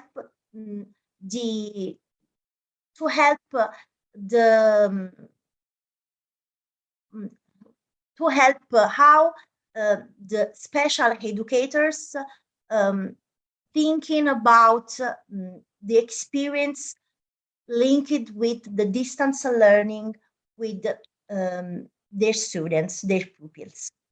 In particular, about the first theme, or the loss of the dimension of sociality, the participants say that the disappearance of opportunities for socializing with their peers, because for students with disabilities, classmates are often the only chance, the only possibility to create social relationships. Most teachers highlight that students with disabilities and with special educational needs experience social isolation, and that has a negative impact on learning because students with difficulties feel unmotivated to learn without the presence of the class group. And in situations where only the disabled pupil was present in the classroom, this caused feeling of loneliness and the request to be with their classmates. About the theme lack of equal opportunities, the teachers say that if the distance learning is interpreted by some teacher as a mere assignment of page to study, with the invitation to perform the related tasks, certified students and students for example, with in this case with Down syndrome, struggle to manage a new topic independently without the related explanation. Furthermore, performing homework without clear cognitive connection is a difficulty that can only be overcome thanks to parents forced to improvise as teachers in the field. Most teachers are not in favor of distance learning because it is not advantageous for those who are not able-bodied. Attention is reduced to a minimum, and there is no inclusion and autonomy.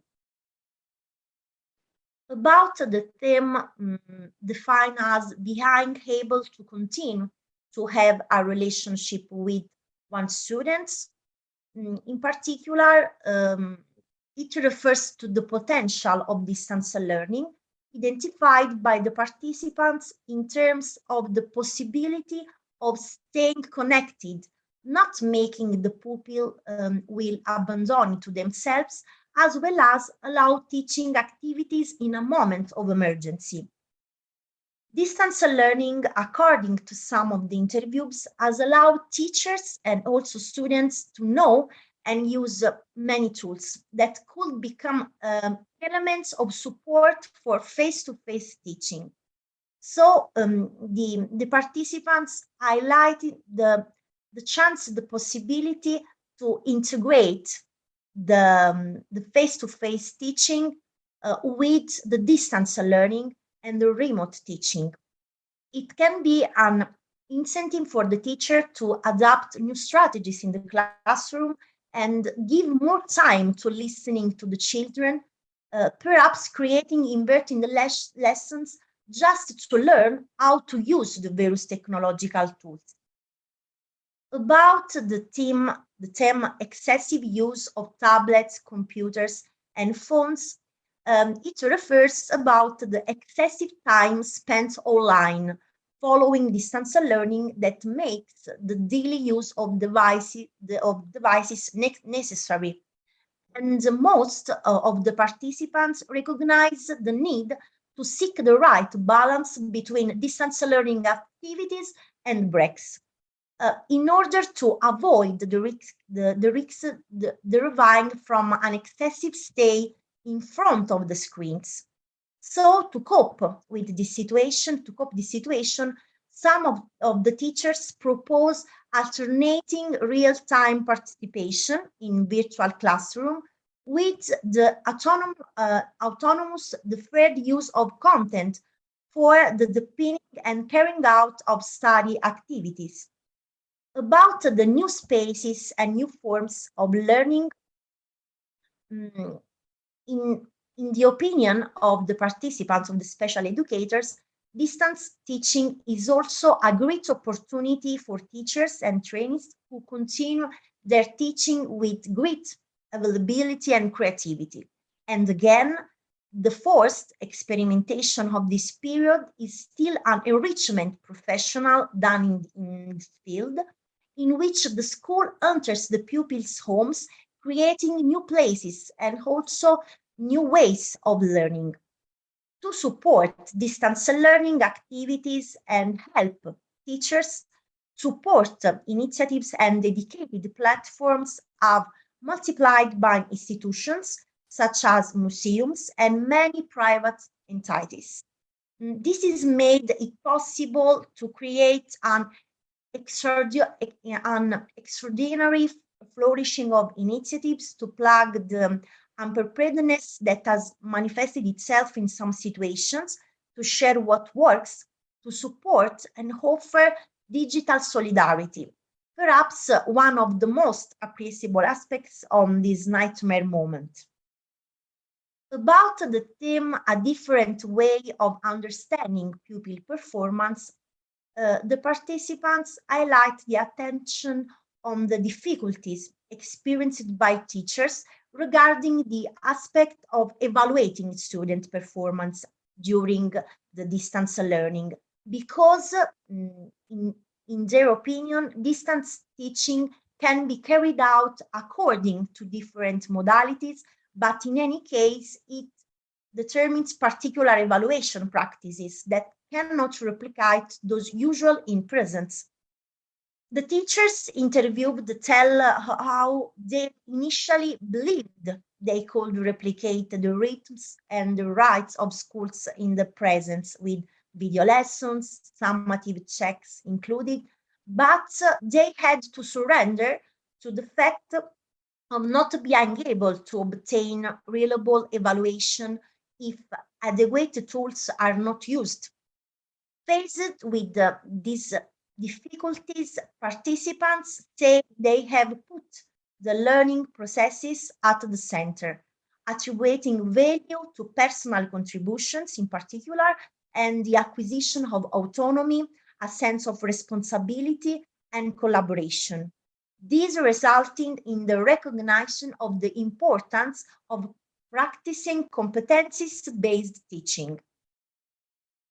About the theme promoting autonomy and a sense of responsibility in students, the interviews recognize self-assessment as a necessary element for them to actively participate in the active construction of their knowledge, because it is a motivating activity, especially if accompanied by a discussion with the teacher, and is integrated with moments of co-assessment together with classmates. About the theme, difficulty of parents in supporting their children during distance learning, the special educators say that most of the students with disabilities attending schools of all levels do not possess the instrumental or necessary skills to use technological tools. This depends on physical condition or even from not knowing how to use digital tools independently.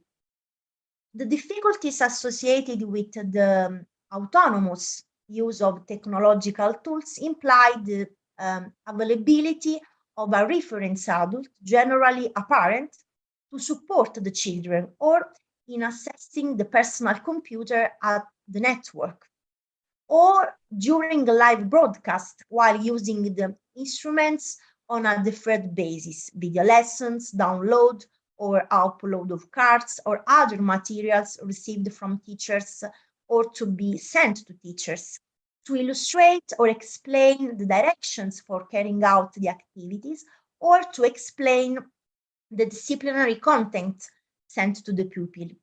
In this condition, the parent is implicitly asked to become the teacher of his child, in the opinion of special educators, by replacing the teachers themselves.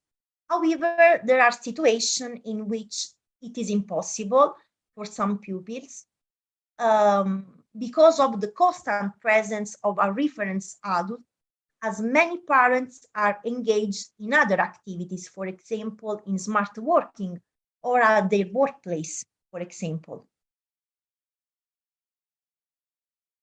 The team, some pupils with special educational needs do not prefer live meetings with their classmates, but are able to interact with them only through the mediation of the personal computer screen, highlights how some peoples with relational difficulties have been able to better express their opinions thanks to use of the personal computer. In other situations, the fear of making mistakes connected to the recognition of his own learning difficulties did not allow. For example, there is a special educators that talk about a pupil. The name is A, and he tell how he say how even to establish relationship with his classmates while during the distance teaching showed himself more open and less fearful with his classmates, starting to communicate and joke with them outside of class hours. And again, in the classroom, the two students with disabilities that I followed to become estranged both from a relational point of view and during shared school activities, but since within distance learning, they want to speak, tell about their days, participate more in class life in a virtual way. Some of the teachers say that said they noticed that some pupils, particularly shy in classroom, perform better through the computer, presenting the lessons with greater confidence and ease. Others, on the other hand, to concentrate more easily because they are not distracted by the murmuring of their classmates. About the theme difficulty in making the student work regularly, who needs to be continually encouraged, often requiring the intervention of the family, some of the interviews highlighted how for students with disabilities, especially those with severe difficulties, by losing their daily school life, they have lost one of the few moments of authentic connection with reality. This has repercussions on attentional skills and concentration, on assigned tasks that are often not carried out, so that in the moment of connection, our only possibility is a support teacher to establish an educational dialogue with them through a new means is to appear interesting in her eyes and to know how to involve them from the first moment. According to the teachers, the only possibility for the support teachers who follow them is to get in touch with the family, to help them connect with the school through the personal computer and try to capture their attention. On the basis of this first exploratory study, I think that giving a voice to the experience of distance learning from the point of view of the special educators, of support teachers, allows us to reflect on this experience, experienced as a challenger, as an harbinger of critical issues and limits, some of which are transversal to all pupils, independently their difficulties, others specifically related to distance learning for and with the pupils with disabilities and special educational needs. During the exploratory study, during the interviews, the participants also talking about the potential and resources conveyed by distance learning, configuring their experience in terms of the chance of the possibility of learning and experimentation, often experiencing in terms of self-training, listening to the new learning configurations given by the distance teaching and the distance learning through the ability, the competency of artistry in the Shonanian sense, listening to the situation, a situation such as that of distance learning and teaching, which has challenged technical rationality in favor of reflective rationality. The experience of distance learning caused a physical, emotional, and relational distance, producing a real social isolation for students and pupils with disabilities and special educational needs, in some cases cancelling the possibility of socialization. In particular, in situations where only the pupil and the support teacher were present in the classroom, because in Italy we have also this type of situation in the school. In this situation, the learning community that is fundamental for training is missing. According to the participants, this condition would have had consequences in terms of reduced attention, lack of inclusion, and also difficulty in working on autonomy, where the latter requires working presence. If on the one hand, therefore, distance learning does not seem to be inclusive, according to some of the interviews, if constituted is as a fundamental tool to stay connected with their students, making them feel their closeness with the use of devices, which in some cases have allowed to feel this proximity with one's eyes and to provide educational and didactics continuity during the pandemic, during the emergency period. This connection between students and teachers would have allowed the chance of experiencing new places and new times of learning. And we could say that the real places of learning, that is the school and the family, met in the virtual place configured by distance learning, inhibiting the suspended time of the pandemic with being educational and didactic. According to the participants, the new spatial temporal categories that have been creating during the distance teaching and the distance learning have allowed them to experiment with new learning and teaching processing using technology by both teachers and students. Distance teaching has also made it necessary to question the assessment practices adopted in presence, placing at the center the skills of all students, their personal contribution in teaching performance, trying also to promote the sense of responsibility of the students. The cohabitation of the school and the family of the virtual classrooms has been characterized by a series of problems of criticalities, where the difficulties connected to the autonomous use of technology, of the technological tools, imply the availability of a reference adult, generally a parent, to support the children in distance learning. There are situations in which it is impossible for some pupils of the constant presence of a reference adult, as many parents are engaged in smart working or in situation of disability. The presence of the parent in co-management distance activities becomes crucial, leading parents to have to improvise teachers during the pandemic.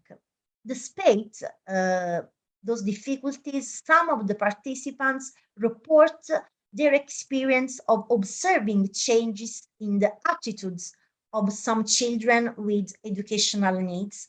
The devices will become as a new mediator, objects of the relationship with their peers, compensating for the relational difficulties experienced in presence, often connected to the difficulties of learning and far of showing one's mistakes to the class during the lessons, for example.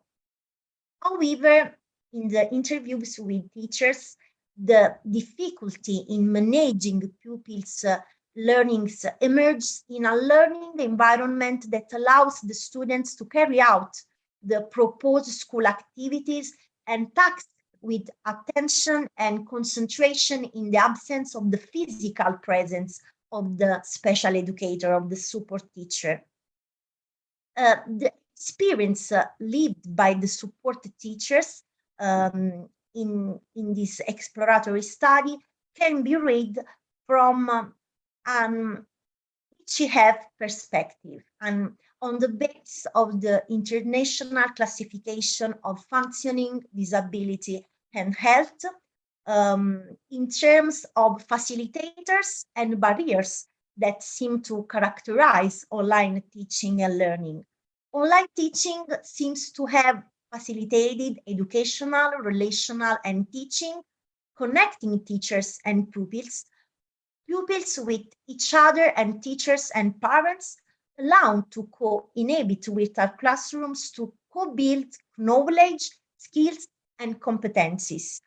At the same time, it was configured as a barrier, both cognitive and emotional, for pupils with severe disabilities, especially intellectual relational disabilities. Furthermore, it emerges that the same educational institutions must not limit themselves to allowing attendance only to pupils and students with disabilities and special educational needs, but in order to make the principle of inclusion effective, they must also evaluate the involvement in the activities in presence, also other pupils. They must also evaluate the involvement in the activities in presence, also other pupils belonging to the same section or class group, according to methods and tools established the autonomy and which allow their complete rotation in a defined time, with which students with disabilities and with special educational needs can continue to experience the adequate relationship in the group of peers. Finally, the experience reported by the special educators in Campania from a professional point of view seems to be configured in terms of the reflexive construction of professional knowledge, where distance learning poses a way to rethinking about inclusive practice, for which the support teacher, the special educator, develops new knowledge and also new types of actions to cope with the vagueness of the situation.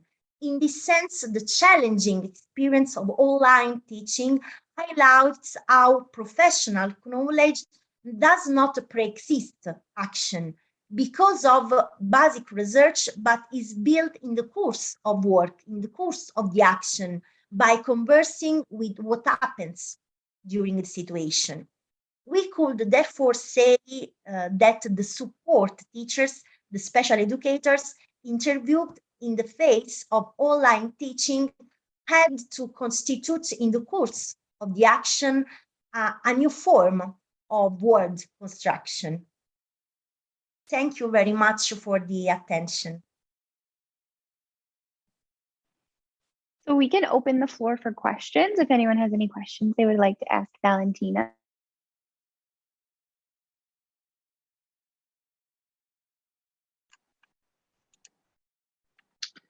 Hi, thank you, Valentina. That was interesting. I'm wondering if I missed, did you mention anything about students falling behind and what you're doing to help catch them up? Did you mention that at all, or?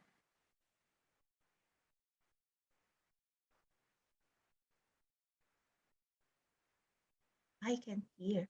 I don't know if I have a problem, but was I low? Okay, I can repeat it. I'm wondering, like here, I know some students who are in this or classified as special education who fell behind, and I think in general, a lot of students have fell behind because of last year, because of the pandemic. I'm just wondering, are you all doing anything in particular to help catch up the students who really fell behind? Does that make sense? I look the mouth, but I can't hear.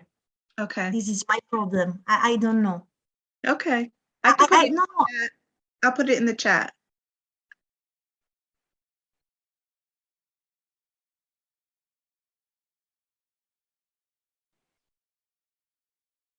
I think she put her question in the chat. Can you hear me? Because I don't know if it's my problem. Can you hear me? We can hear you.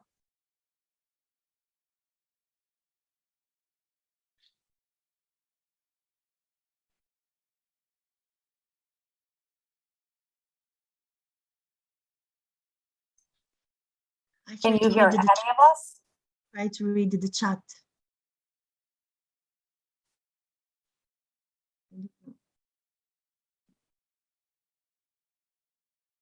Are you doing anything?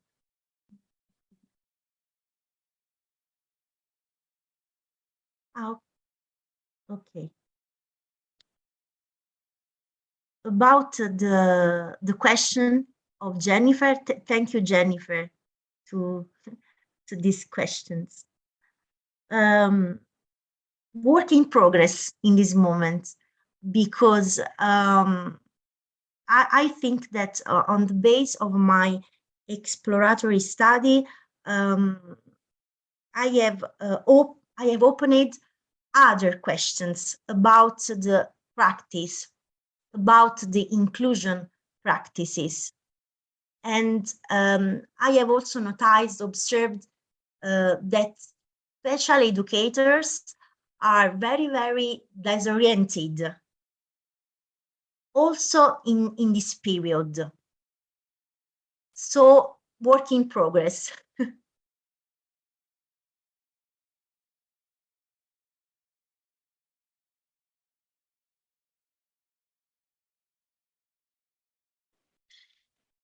Thank you, Jennifer. Any other questions I for try Valentina? to solve my problem with the audio, but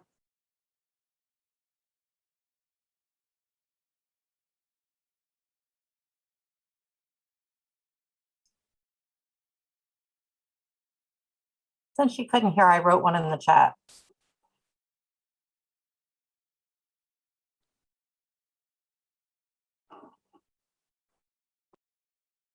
in this moment, I'm reading the questions on the chat because of this problem. So I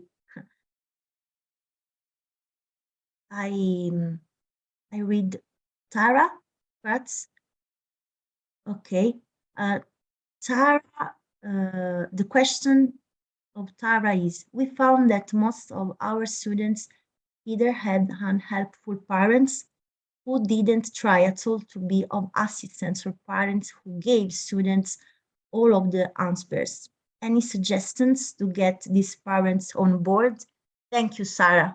Thank you, Tara, for these questions.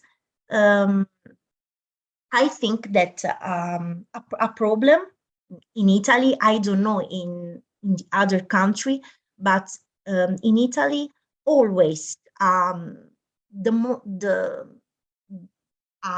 big problem is how to construct a closer relationship between school and family. For the Italy, it's a big problem, and often the problem is to involve parents in during the processes of inclusion. It's another problem, because the parents, when there is a condition of disability or special educational needs, they doesn't accept this. It's a very problem, and in this period, with special educators, we are thinking to create a meeting dedicated to construct the relationship between parents and school, to talk about what are their difficulties to support their children. And the idea is to use the biographical approach to involve parents to reflect about their difficulties, how they live the condition of disability, what are the representations that parents have about the condition of disability, about the special educational need, the special educational needs. But this is an experimentation.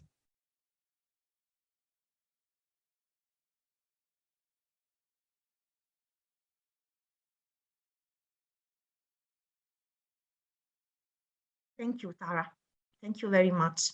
I'm sorry for my this problem. I don't know. I don't know if there are any questions. I don't know.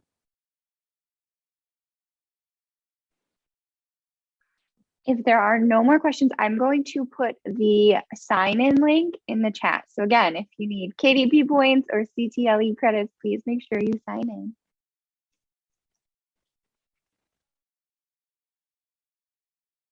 Thank you, Courtney. Thank you. Now I'm reading your message. Don't be sorry, technology is unpredictable. Yes. Not being able to hear is like the least of our problems. Thank you, Mauricio, and thank you, Molly. Thank you to everyone to this session. Thank you very much.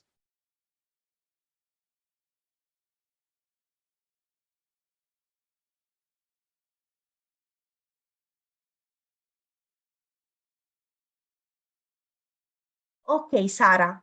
The question of Sarah is, it is such a valuable research you are doing. Can you contact me with more info about it?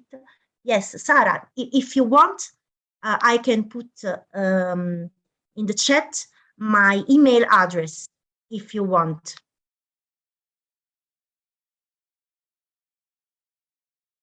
To keep in touch.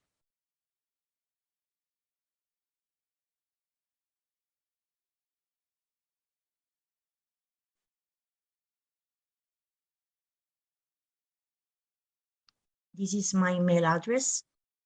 Okay. Yes, I agree with Sarah. Sarah, it is so nice to see others with the same interests. I agree. Yes, this is my email, valentinapaola.cesarano@unina.it.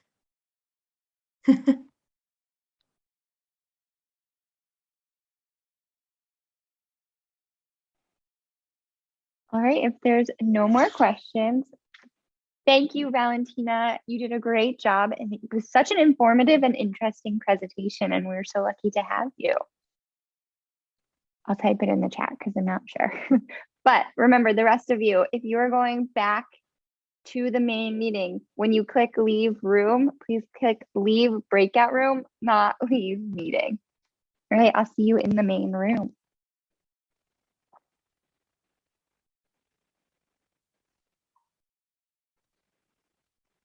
Valentina, are you able to hear me? No? Okay. Let's see. What is the problem? I try to solve it, but I don't know. It's not your fault.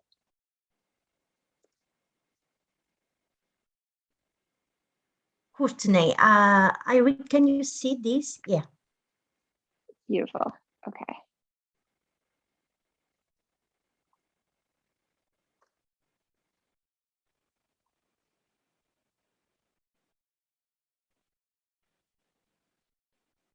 Yes. Okay. Yes. Okay.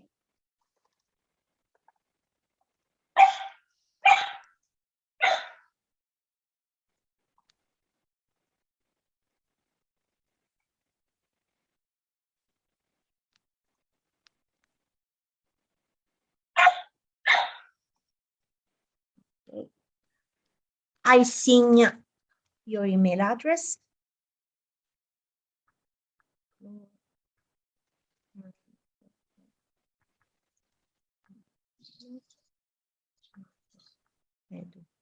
Okay. Thank you very much, Courtney. Thank you. Thank you for the support.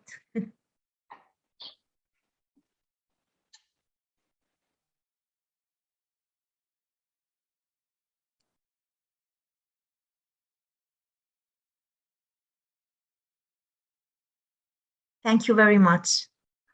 I hope I hope to meet to meet you in other, I don't know, in another way, in another conference, but also in Naples, if we will have the chance to maybe to realize a conference in Naples, because there is a chapter in Italy. I work with Maura Striano, with the professor Maura Striano. I am research fellow at Federico University, and so I hope to meet you and to meet the others, maybe in Italy or maybe in the United States. I don't know, but I'm hoping for Italy, but I don't know. I hope our paths cross again soon.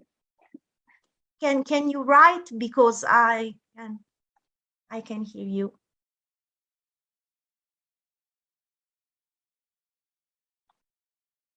Oh, okay. Okay. And that I hope our paths cross again. I hope. Thank you very much. Thank you. See you soon, Courtney. See you soon. Bye-bye.